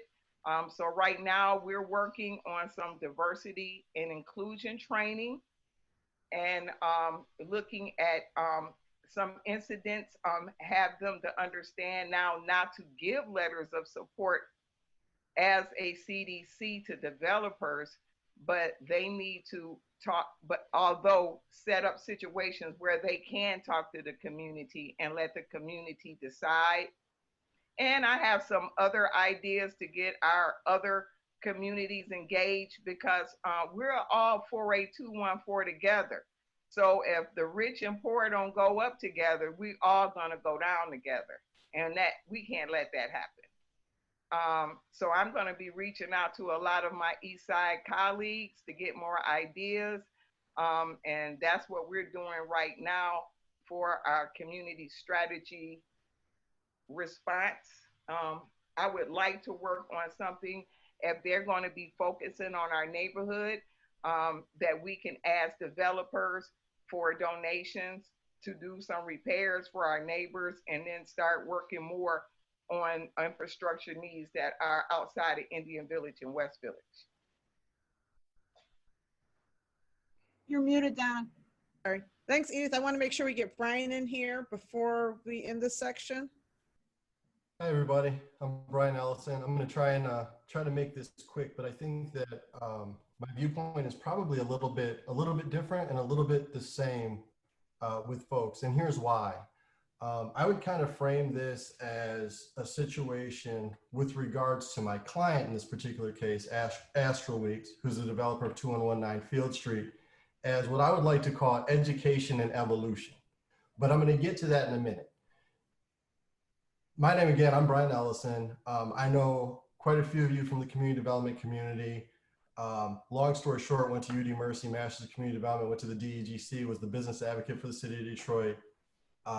And then started to do various and sundry things. In another life, I came to the city right after college in '98 as an ER medic at Detroit Receiving, graveyard shift. I taught at post-elementary, so I've been in a couple different places in the city. But I'm a Detroit lover, and that's kind of where a lot of my activity and life have come from. Currently, I'm the principal of a firm that does business and developer advocacy, experts in land use and entitlements and permittings and how buildings get built and things like this. Probably most germane to this particular case is that I was there at the founding of the village's CDC. And I think that that's going to tie right into our question about some of the roots of the new investment, if you will. I don't know that that's the best way to frame it, but I do remember that at the outset, there was a group of folks that wanted to get together in the villages because we had two issues. We no longer had the Harlequin Cafe, so we had no more amenity in the community. And we also, at that time, couldn't sell a house, not in West Village, not in Indian Village. And people were very concerned about their own property values and the different things that they were seeing in the homes around them. So we started what was called the Lonely Homes Tour, and we advocated with the city of Detroit to see if we could get some, you know, some funds to incentivize business to come back to Agnes. And that would be the precursor to Motor City Match, was called the Revolve program back in the day. And that's how we got Detroit Vegan Soul and Craft Work and Red Hook Coffee Shop on Agnes. And we were trying to get this kind of activity going. Now, fast forward to now, and a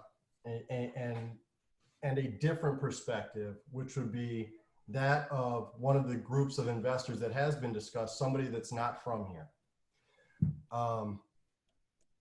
You know, I think that it's important to understand how somebody, A, gets to invest, not gets to as in terms of allowed to, but brings themselves to invest in a certain place from someplace else. It means that they have a baseline interest, or they heard that there was an economic opportunity, or myriad other reasons. This particular case, it's going to be a story that you probably hear from a lot of folks around the country that are always interested, quote unquote, in Detroit. You know, if you're of a certain age, I grew up listening to Motown. Motown is cool. I saw the cars that were coming out of Detroit. Detroit has always been cool or hip or some type of fascination from that regard. And again, this is looking from afar. When that carries over into an active, real interest, or an interest in pursuing investing in a place, for a developer, there's a couple of different things that go into that decision. The fascination very quickly gives way to, is this financially feasible? Does this make sense? Can I have a positive impact? Remember, maybe it's not a positive impact for everybody that would be there. This is an individual thinking through, how does this work? And that's kind of what happened with these folks. And they came in actually to see a friend at an art show, to be frank. They're from Brooklyn. A friend invited them to Detroit to go to an art show. They went, they're like, man, there's some really cool stuff happening here. Let's stay engaged. They did. Somebody came down the pipe and said, hey, we're looking for some investors. They thought it would be a good way to get into the market. They did. And what you're seeing today is their first foray as developers directly doing a building in Detroit. Now, this is where the education and evolution occur, in my mind, because I did not know these folks before they contacted me, and I didn't know them in Brooklyn. But what they did was they brought their sensibilities from where they had been doing development, and they applied them here. Well, as we all know, what you do in one place does not necessarily directly translate to what you do in another. More specifically, it generally does not. So from a development perspective, yeah, bricks are bricks, land is land, permits are permits. This is how we build a building. Okay. But once you get beyond that and you look to put a stake in a community, then you need to be prepared for the response of that community if you have not proactively engaged fully. And when I say fully, I mean, again, and this is education. I don't say this to take away from my client, of course. When I say fully, they did what they thought you do, which is we contacted the city. We talked to the people that were engaged in economic development in the city of Detroit. Okay, that makes sense. We talked to some immediate neighbors such as Messiah. Okay, these things make sense, but there wasn't a ground strategy around full engagement. And this is not a function of malice. It's a function of, okay, well, we've been doing development here. I came here, I thought I checked the boxes, and we didn't, essentially. What my goal was, and they've been extremely receptive and also proactive, is look, you can't just come and kind of toss a rock in here or put a building in here and that's what you do. And what I found when I met them is that wasn't their intention at all. It's not their intention. what I have found is a group of individuals who are very thoughtful about the way that they can positively engage in the community. For instance, COVID hit. These guys call, they say, we're in New York. We have a partner that's in Michigan that works in Detroit. We are having a terrible time with COVID. We hear in the news that you guys are having a terrible time in COVID, and we're concerned. What can we do? I spoke with Mac Farr. I spoke with a couple of others. What's an effective program? They said 48214 cares. At the time, it was like 48214 forward, whatever, same thing. My guy said, cool. If they're doing good work on the ground, they're helping people with this COVID thing, and it's in the neighborhood that we're in, we're in. Will we give a pilot donation? We want to make sure that they're getting resources. And they did that immediately. So these are the types of things that are good starters or proof of commitment.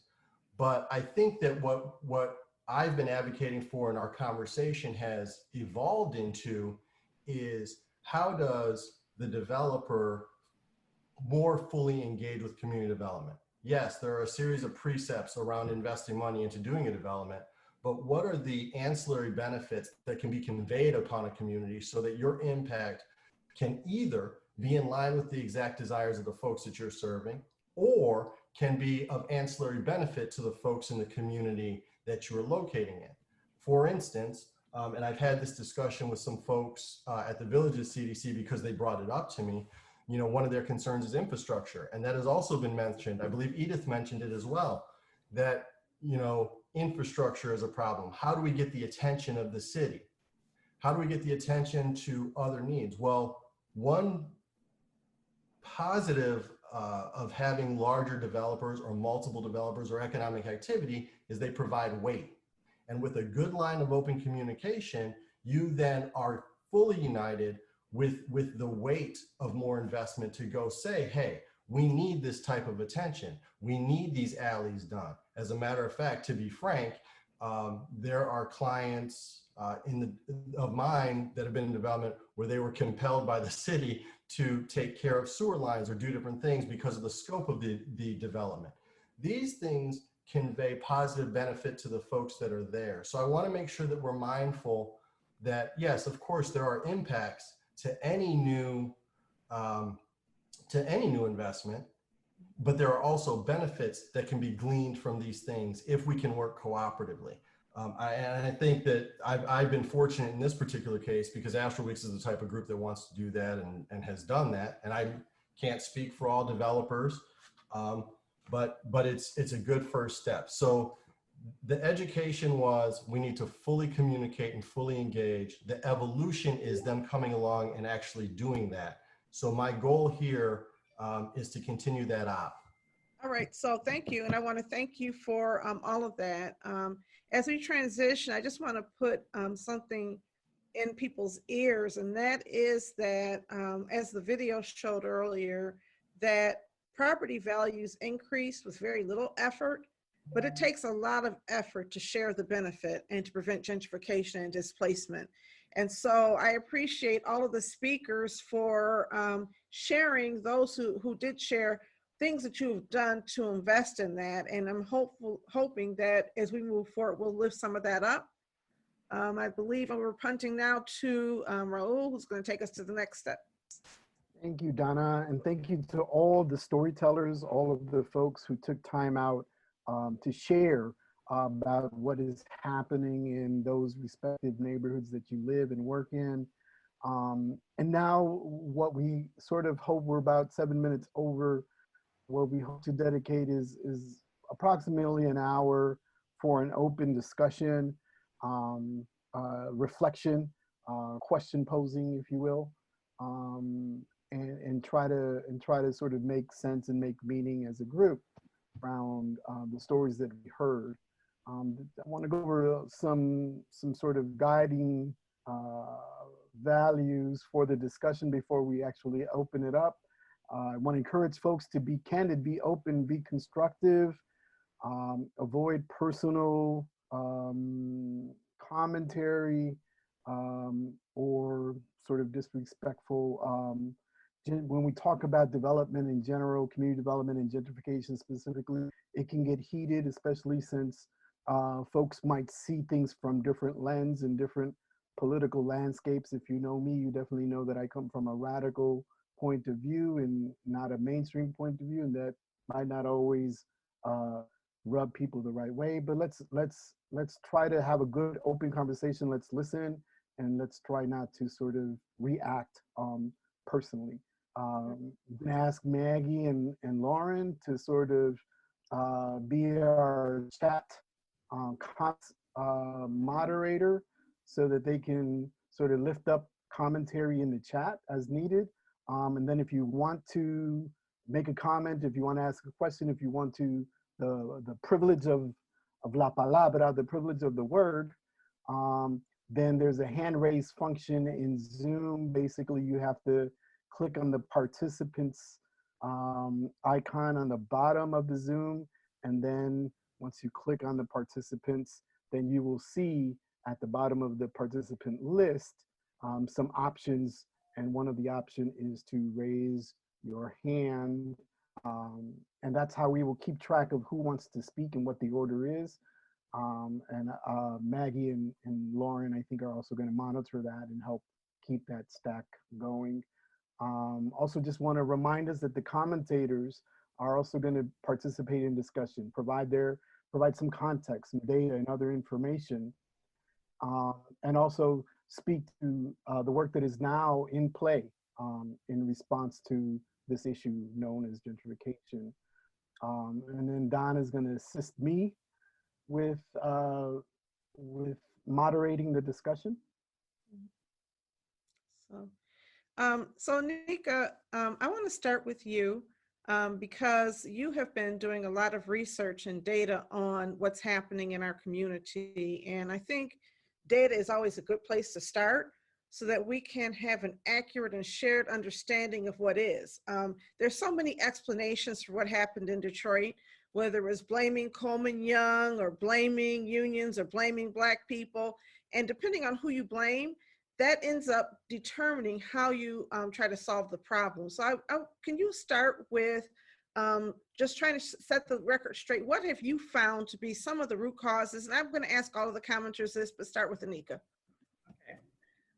Thank you, Donna, and thanks for putting this together. Let me just say, all of these voices, this has been just an incredible experience hearing all of these stories and what's happening in all of these neighborhoods, including my own neighborhood. I live in the Villages. So this is, I see it, I feel it. You know, one of the things as I was listening, so first of all, let me say, I'm reading, and I don't know if you all are familiar with this book. It's called The Color of Law. And well, I shouldn't say I'm reading it because I'm a terrible slow reader, so I'm listening to it. That's how I read all my policy books. But The Color of Law really breaks down urban segregation and social policies in the United States that have led to the detrimental impact that we're dealing with right now. And Detroit was at the center of that. Even though it was you know, a home ownership city, and there were more homeowners than there were renters for years and years in Detroit. The segregation policy, and it was segregation policy, and it was whether it was de jure, meaning that, well, I'm not going to get into that because I'm not a lawyer. I'm going to leave that to Eric. But whether it was a formal legal policy or whether it was informal policy that was allowed or approved, that has led to what the areas of what we know in the city that where we struggle to make investments and how we end up concentrating poverty over time. As I was listening to this, one of the things that I have found most disturbing that gets me up in the morning are a couple of different data points. One, this rental issue is really problematic, and what for me personally, and as someone who has been in community development what feels like my entire life. There are right now we have more renters than owners in Detroit. For the first time about 3 years ago, we flipped to a city that's now 54% renters. But I think what is most disturbing about that is that the majority of those renters are single family, unsubsidized, low income renters, meaning that they are the ones that are renting from property owners, and we just have to make, you know, we just hope that the landlords or the property owners are good guys. And some of it doesn't matter whether they're, you know, good guys. Can they even afford to keep up the property? Because there's a math problem. And I love this chat feature. There's a whole other conference that's happening in this chat feature. And so if you get a minute, you should look at it. Because the rent, and we're having a great discussion about AMI for the area median income for Detroit, which ends up being about $1,200 on average for 80%. And what we know is that the average Detroiter really can only afford about $500 for the average Detroiter. And so there's this rental gap that's there, where there's, especially when there's no subsidy to support that. And it puts so many of our families at risk all throughout the city. And I find that hugely disturbing. Now, I don't want to take up all the time, but the other issue that I also want to bring up that I think is really important as we talk about this discussion, I think, and this is more of a question, I loved Jeff Chalmers' policy for entering a neighborhood. And that was something that when I was at LISC, we used to talk about a lot in neighborhoods all over the country. How do you enter a community? How do you come in? Because we can't expect, neighborhoods change, people are fluid, Big Mama dies and the grandkids don't want to live in her house. And so if her house is vacant, we got to figure somebody is going to move into it. And so how we think about as a neighborhood, the kind of standards that we have, no matter what our neighborhoods look like, no matter who is living in that neighborhood, there are community development standards, community building standards that you can actually put into place that Jeff Chalmers modeled today for us. And that's just, I know that's just one example. Doesn't even have to be the best example. That was just one example and I loved it. I think also, and then I'm gonna shut up. One last thing. One thing that I've been pushing for that I hope Eric and some of my other partners talk about today is this idea of cooperative ownership. Because in my opinion, a big part of this problem is that Detroiters are not only not included in the process. It's one thing, okay, fine, ask me what I think about my neighborhood. But more importantly, Detroiters deserve every single right to be an investor in their own neighborhood. And there you can structure funding, you can structure, whether it's philanthropy, whether it's city money. I want us to really be creative and think about this together, about how communities can be investors in their own neighborhood. So we're not just at community meetings upset or voicing our opinion, but they actually have to come to you to ask because you have money in the game.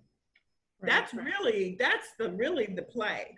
So, okay, I'll be quiet. All right, thank you for that. And I think it is important for us to look beyond what is to what could be. There's a finite set of tools that exist now, but there were tools that used to exist that don't exist. And there's some that could exist in the future and we haven't even thought them up. And so we've never had housing justice in the United States. So therefore, we're going to have to come up with something new to get to housing justice. And it's not going to be necessarily anything that's on the table, because nobody has really been fighting for housing justice in a serious way on the political landscape for the past however long. So with that, I want to invite in Mike. Well, yes, I'm going to invite in, not Mike, I'm going to invite in, oh my goodness. Yes, Mike. Mike Rafferty, I'm sorry, sometimes names just fly out of my head.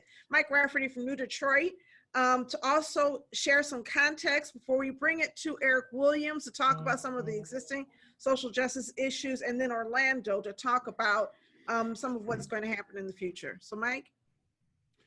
Thank you, Donna. Thank you, Maggie. Thank you, everybody who spoke. It was, you know, I think part of the reason we're all here, the question was asked before, what's coming out of this building the engine thing? You know, I've been watching this initiative develop, and I got to say, I think part of the reason it's so important is that conversations about things like gentrification need to be lifted up and had with people who typically don't have, you know, as much of a voice with everybody, you know, and be able to discuss, you know, what the real stories are and the real consequences are to things like gentrification. Beyond that, you know, community development is one of the best tools, you know, itself against things like gentrification. And it's probably one of the best resources nationally, and it should be stronger here to address the challenges. As I think it was Sonia said earlier, that, you know, community development is one of those things that is sort of the, you know, the intersection of people and place. And, you know, there really aren't too many things that do, you know, deep focus into communities to make sure that people aren't displaced and the people in place are focused on with intention, and that, you know, they can stay in their homes. And I'm saying that because, you know, I think one of the things that needs to happen, and I've been watching some of the things in the chat, that there needs to be more investment, you know, not just initiatives like this formed around improving this industry, because the problems that we're talking about right now are, you know, in many ways, as far as I'm concerned, a matter of life and death. You know, and if this industry isn't strong enough, and if it's not being supported enough by philanthropy, and, you know, one of the folks who commented in the chat was that, you know, we need more government support too. We're going to see a series of issues, not just things like gentrification, but I mean, I personally suspect, you know, that COVID is something that is far more than just a public health thing. I think we all kind of agree to that. You know, we see it intersecting in everything from, you know, the criminal justice system to education. And, you know, when I look at things like what's happening with our city budget, with our state budget, all having been challenged by COVID, I see things like the quality and nature of services that are provided by government eroding and going down. And what that does to neighborhoods and even whole cities is, you know, I'm preparing for it to be unfortunate.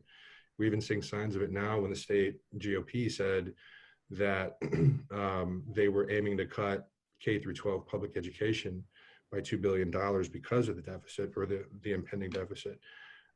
In more wealthy communities throughout the state, you know, that's hard. But I mean, communities like Detroit have always been hit hardest when it comes to things like, you know, equitable education and K through 12 funding. So imagine we're already behind the 8 ball. You know, our kids are already behind the 8 ball, and communities like this become even less desirable because, you know, of poor services and services that are eroding.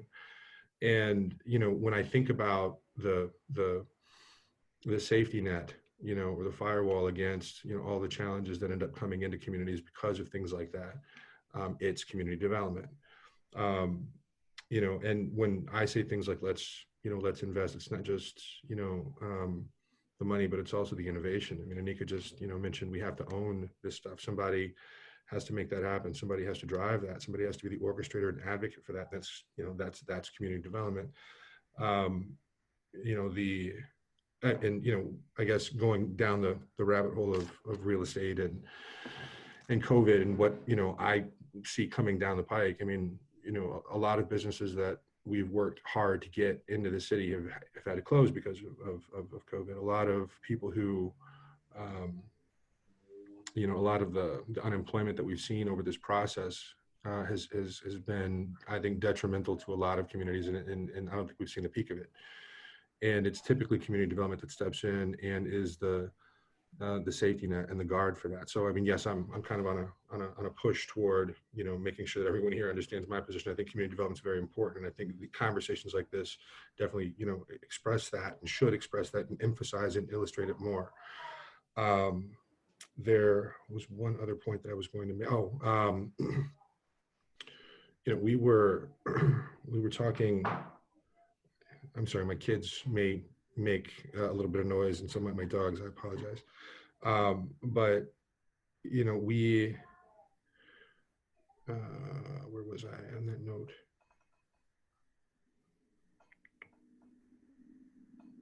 I'm sorry, I got distracted by my kids, and all of a sudden I Mike, lost do my you train want of to thought. come back to that when we, in a few minutes? Yeah, I think that's fine. Sure. Sorry. Okay, no, it's fine. Just want to make sure that we give everybody. So Eric, everybody's been talking about CLTs, and you are Mr. Community Land Trust. Can you talk about Community Land Trust and other ways for us to address justice issues? Yeah, certainly. And I want to say that Anika has pointed out, which is that there is a really sort of vibrant conversation going on in the chat. So if you haven't looked at that, take a look. So I guess one of the first things that we need to point out is that there are limits to what we can expect the market to accomplish in terms of providing affordable housing, right? I mean, it just doesn't work for that. And it's even more difficult in Detroit, where vast tracts of the city can only be characterized as sort of a soft market. And just simply making the numbers work becomes very difficult. And this has actually been reflected in the city's approach, which has been rather than address poverty in Detroit by trying to make people less poor, the approach seems to be to attract people who are less poor, and sort of fix the problem that way, right? And so you're seeing development that's taking place without a lot of consideration for the people who are there or who are even in the city, even if they're not in that area, because that's obviously what you're obviously not looking for.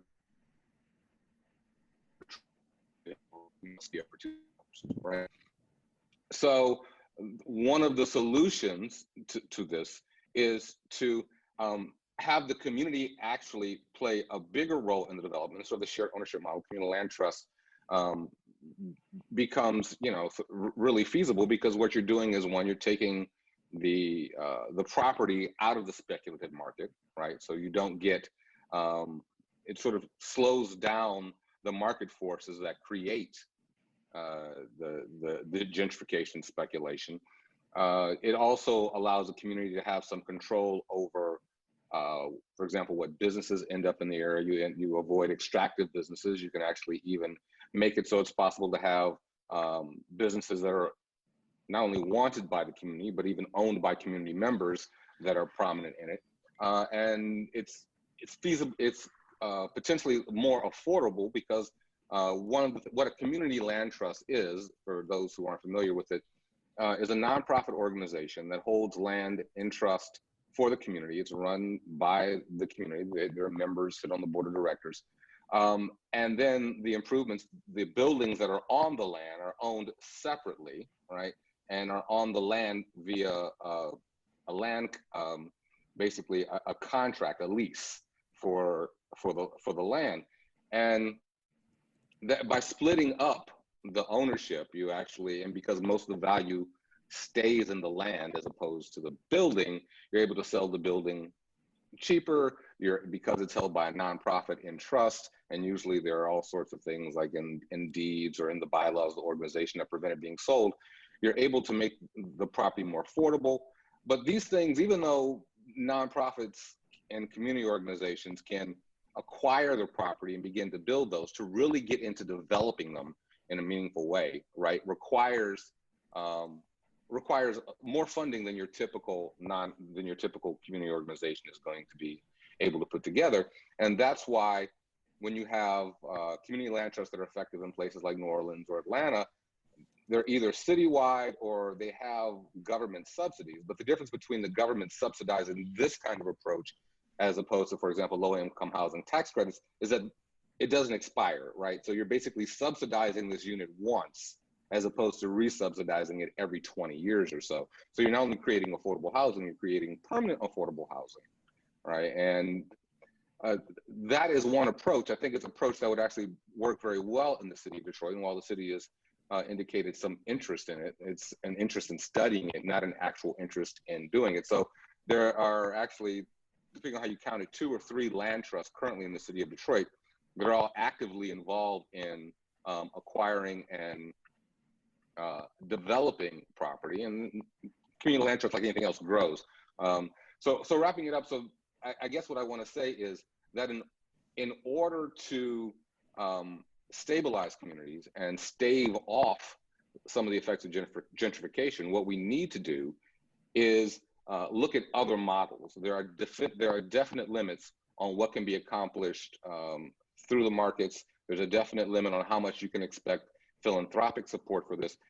A lot of it is going to have to be come from the government, and that means the government has to prioritize the citizens who are there as opposed to prioritizing the people you want to be in the city.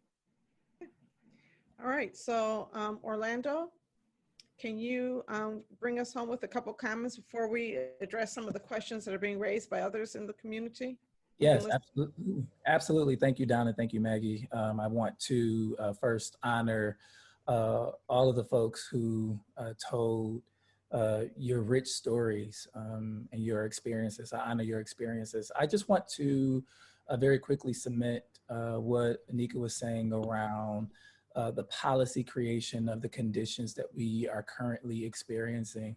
Working with Donna, we have often said that we have moved from a place of exclusion to predatory inclusion, leaving most folks belly up in some of the properties that they've been able to acquire and own. There are a few things that I want to lift up. I want to lift up, the privilege and the opportunity that community development practitioners and folks like myself has when it comes to researching these issues, coalescing resources and building coalitions around cooperative ownership or other alternative models for ownership that gives the community equity in where they live. And I want to make sure that I very plainly state that we are privileged to be able to do that. I want to make sure that we're not unjustly putting the onus on residents who already got jobs, who are already dealing with issues before they leave their front porch, who are already struggling to make ends meet, right? And so as practitioners who work in this space and are paid to be in this space, I think it is up to us to level power and privilege in a sense where we are not creating tables where we require residents to constantly show up to, but figure out a way how we can show up to residents, right? I want to interrogate this notion of, well, we had this community meeting and we had this many people show up, because there's only a certain kind of resident and a certain kind of person that has time to show up to our meetings and the countless and the endless tables that we set. I want us to be able to think about and flip that model and interrogate how we are showing up in neighborhoods. I want to lift up somebody like Toya Watts, whose voice I took with me in my German Marshall Fellowship, talking about always telling me that I feel like my neighborhood is losing its soul. And for the life of me, I could not figure out what that meant. It took me going to Germany to learn about this cultural anxiety that happens when development comes to neighborhoods and the developments don't suit the culture that already exists. And so you have this tension and this cultural anxiety that bubbles up in neighborhoods, and then we don't allow space for that trauma or that anxiety anxiety to express itself, right? So we create agendas in meetings, hoping that our meetings don't get interrupted by dissenters, or we create agendas in meetings that gives us maybe 10 or 15 minutes for resident feedback. I am challenging us, Donna asked me to talk about the future, to think about all of that and flip how we do community development and engagement in our neighborhoods. Rashawn Foster's in the chat. She often says, don't engage me, date me first. How are we gonna be engaged and we haven't dated? You know, date me first, and then we can talk about engagement. She's in the North End neighborhood. I honor the work that she has been doing. I want to also cement something that everybody has been saying. I think Anika said it eloquently, but I'll take it a step further. We have to, again, have equity and invest in our neighborhoods beyond the houses that we own. And we know that we have more renters. Chase Cantrell in Building Community Value teaches a real estate essentials course that teaches neighbors, residents, how to be developers in their own neighborhoods. And why I think that is so powerful, because it takes us out of the position of asking and into the power of doing, right? So we experience, and I'm gonna close because I think I'm talking too much. We experience so much in an exacerbated form. I cannot not state that Detroit is a majority Black city. And what tires me is that Black populations seems to be on the receiving end of the most disparate inequities. When we talk about COVID-19, when we talk about poverty, when we talk about foreclosures, when we talk about gentrification, we have the data sets, we have the numbers, but I want to say that in Detroit, those are Black and brown people behind those numbers. And so until we call a spade and say that these are racist policies, that we can't enact legislation in a race blind way, that we have to be intrinsically connected to racist and predatory policies that disproportionately affect Black and brown people. We've been hit by COVID, we've been hit by poverty, we've been hit by development that doesn't suit our needs.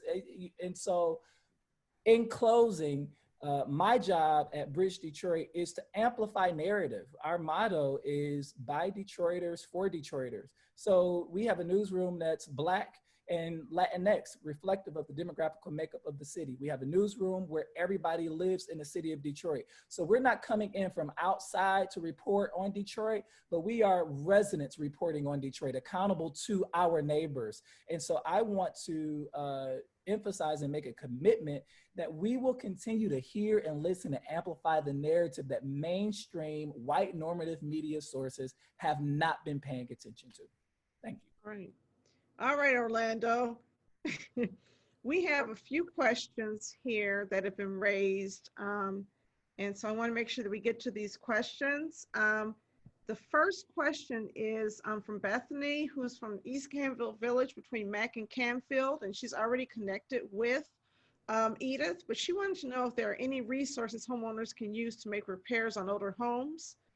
And I'm going to just try to expedite the response so we can get to some other questions and say very few. There are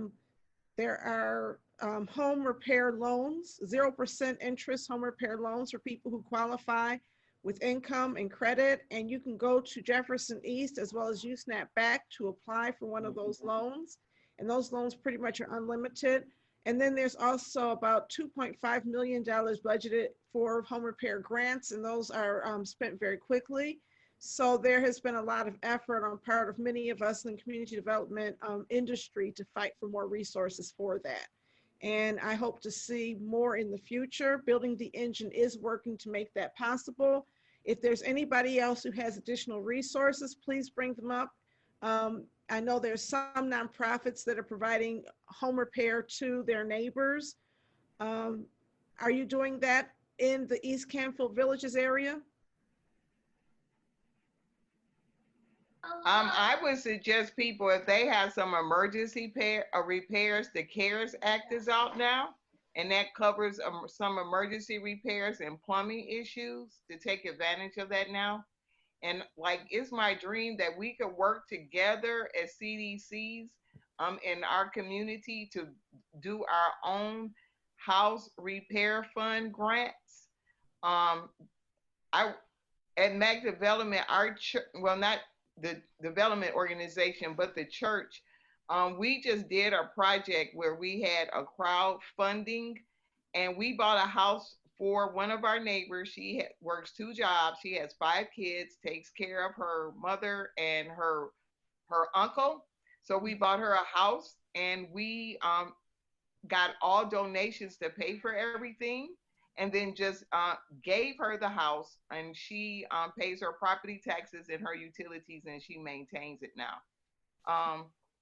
All right. So that was a good example. And also, we sold another house when we first got our first development project on a land contract at a reasonable rate. We made it safe, and they had a 15-year contract, but they paid it off in 10 years because the amount was so low of their payment that they could do that. And the property's still really nice on Parker and Kirchable. Right. So the CARES Act funds are there. The water repair funds are available now. The home repair funds are under development, and those will be released after a budgeting process that has to be negotiated with City Council, I believe. Is that correct, Anika? So I'm going to move on to a next question from Derek Bridges. Anika, did you want to answer that question? Yes.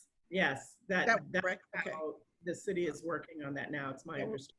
And just know that people are being represented at the table, and we are fighting to make sure as many resources as possible get to the community. Derek Bridges had some concerns about the Sheridan at 8330 Jefferson, as well as I want to say the Whittier. So does anybody have any information about the Whittier or the Sheridan? Okay, I'm going to go on to Amy Sinise as we wait for somebody. If you have it, you can come back, who has raised a lot of challenges to the Astro Weeks project, and said, why is it so hard for them to engage with Charlevoix Village Association around community benefits? They came asking for over $400,000 in TIF funding, but couldn't even talk to us about the affordable housing range in the range of 30 to 40% of the AMI, job creation for neighborhood residents, and home repair grants. How can you ask for public money when your rents range from $1,300 to $1,900? Who can afford that in this neighborhood? Edith brought up the renters striking, but their landlords, Remer Priester and Alex DeCamp, own over 50 homes in the neighborhood, charge high rents, and their properties have real issues that renters need handled. So on top of, I'll stop there and let Brian respond. Sure. Hi, Amy and group. Thanks for the question, because I think that this bears some clarification, and I'm going to kind of work through your question the best I can, but it's going to kind of be backwards. And the reason I say that is because the partnership definition here has been a narrative that's kind of circulated around this project that bears defining for clarity. And I don't want it to seem like I'm splitting hairs, but I think that in this case, it's very important, because this question started about Astro Weeks, and then it ended with Reimer Priester and Alex DeCamp. So I don't represent Alex Priester and Reimer Priester and Alex DeCamp. I know them. But in this particular case, when you say that the homes are owned by Astro Weeks, they're not. They invested in a project that a couple of developers came and discussed with them. Conversely, Reimer and Alex have zero interest in the 2119 Field Street. And I mean interest in the sense that there is no capital involvement. They are not the developer. They're not the general contractor. They don't have anything to do with it. Okay. There's a question here about job creation for neighborhood residents. I think it's important. I really did kind of want to get into more of the technical aspects. When I said that they were working, Astro Weeks were working with Messiah, this was exactly one of the questions that was posed by them. And as a result, there are members of their current crew, and they're not in full construction, but in their pre-construction crew that actually live on Field Street. and for tasks that they were not hired to do specifically, they've been trained up to do.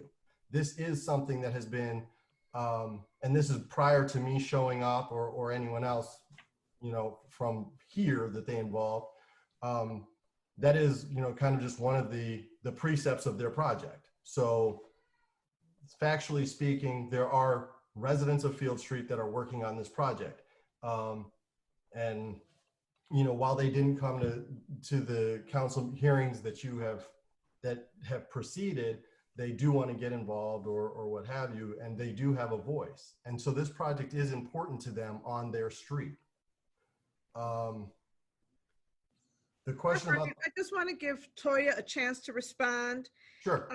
What I would like also to talk about is throw out real quickly the possibility of some type of neighborhood mediation where parties come together and somebody can help mediate these concepts, that we're not trying to do it in 5 minutes because these are not new issues. Toya, can you respond? Yes, because I feel like I always say we've been neglected. We don't know who owns what around here, and the communication gap is really big in the community. Between all these developers, we're doing it with you guys, Brian. We're doing it with Roxbury, James Van Dyke. I'm dealing with Brian Hurton team now over here on the Lafayette and Townsend development. It's another one that wants Field Library that I'm dealing with the developers. It's another one down here on West Village that's building down there on Jefferson, on the corner of Jefferson and Van Dyke, that I sat down with them one time only. And that's what makes me upset, even with Peter Cummings people, the platforms. So it's all of these developers that's coming in here that we don't even know what's going on in our backyard, and it's very disrespectful. And one meeting don't do it. One meeting do not do it with this community ordinance that we're going through. Community ordinance, community engagement ordinance is a joke with Brenda Jones down there now, trying to draw up a policy about the community engagement ordinance. Yeah. So what I would suggest is a roundtable with all of the different developers and the neighborhood organizations to sit down. And I'm willing to help convene that, to have more open dialogue so we can get to the bottom of these issues, because I agree with you, one discussion, one meeting doesn't do it, and we need to maintain some record. And we've had people reach out to us occasionally and ask us to host meetings, but then they never follow up and we never end up having the meetings. And I just think, let's just do that as an action step. Would that work for you, Toya? Yeah. Okay. Yeah. Okay. So that's going to be. And we'll write our list down. We'll write our list down. I hear you. I've gotten a lot of that, and I think it's really important. Can I bring forward a reflection from the chat? So from Rashawn Foster, a resident from the North End, an Indigenous Detroiter, I see that what happens in one community happens in all of them. We all want the same amenities, yet amenities that are affordable, which is subjective. The problem is that developers, no matter the cultural heritage, come and don't walk the neighborhood blocks with the neighbors. Of all the developers that have come to the North End, only one has sat and had lunch, walked the neighborhood, exchanged plans, brainstormed visions, and has the notion to work together with the current owners and residents. A community isn't only its physical assets, otherwise it's only a stage, a Potemkin that serves no one.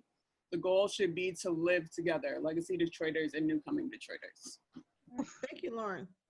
I do want to point out that Angela Wilson posted a link to the home repair resource guide from U of M's Poverty Solutions. So that will give you a list of all of the resources that exist, as well as, so we'll make sure everybody gets a copy of that guide as well. In the Q&A, there's a question about Clement Kern housing apartments. A request to clarify rumors of the impending displacement. And actually that's Raul, one of the facilitators. So Raul, why don't you ask the question? Sure.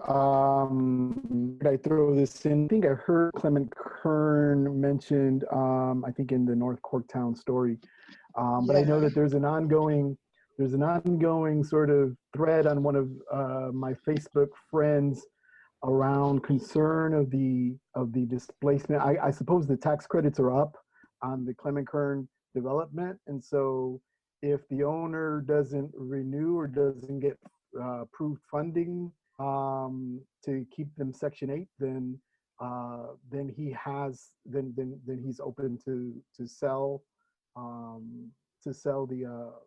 the land. And there's a lot of concern that that is indeed what is happening.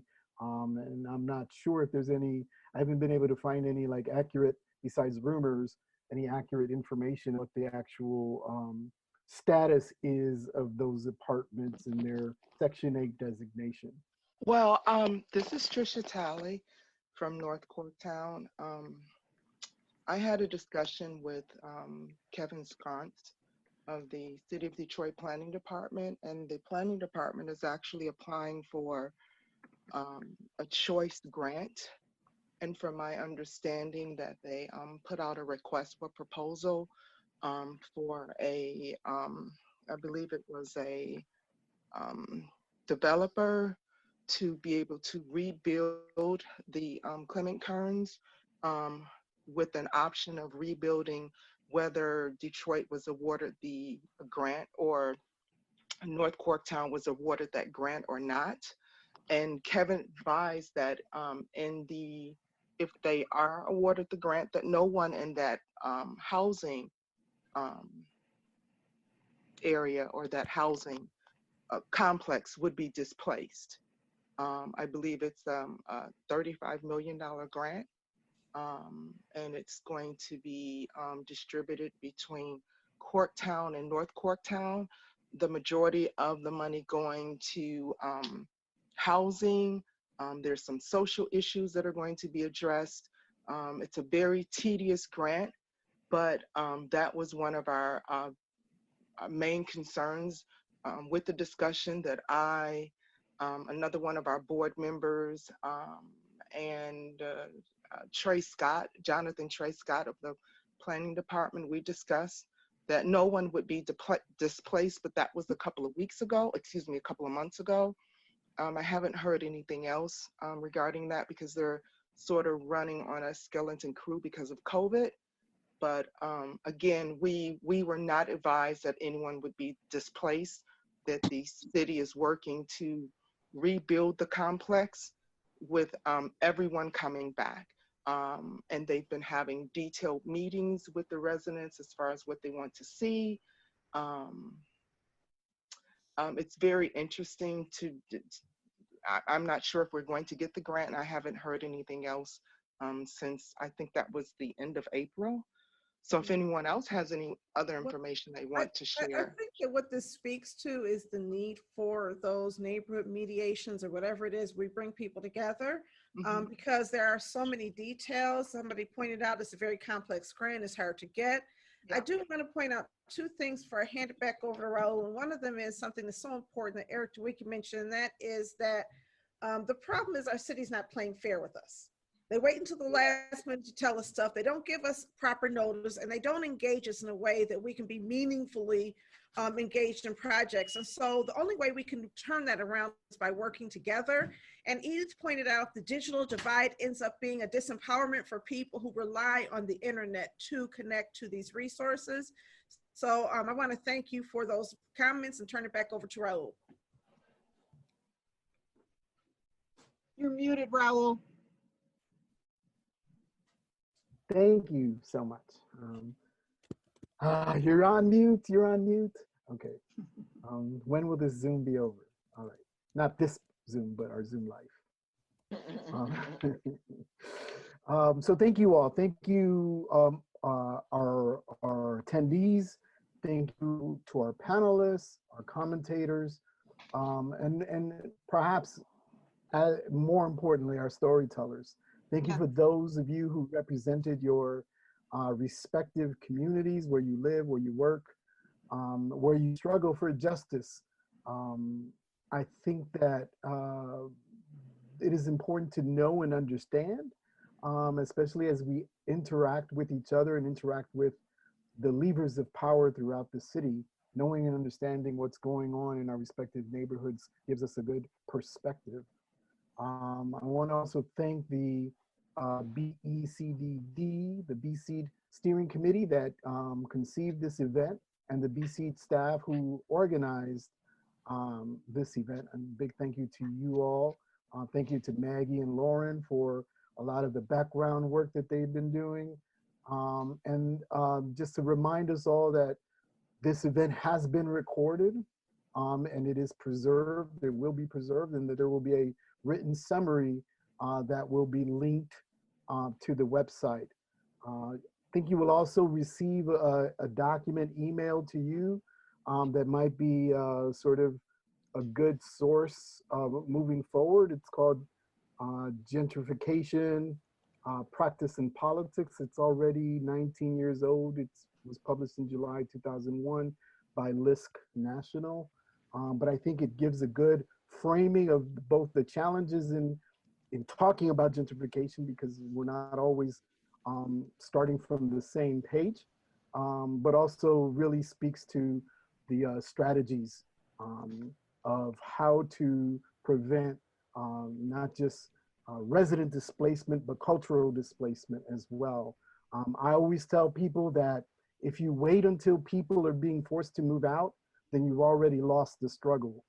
Because what really needs to happen is that you need firewalls put, a lot of firewalls that were mentioned here today, inclusionary zoning, community land trust. It has to be a plethora of tools that are mobilized almost in unison to help prevent displacement. And so if you can see it coming 5 or 10 years, then you're a bit ahead of the game. If you wait until somebody is forced to move, then you're playing catch up, and that's a losing battle. At least that's been my experience in Chicago.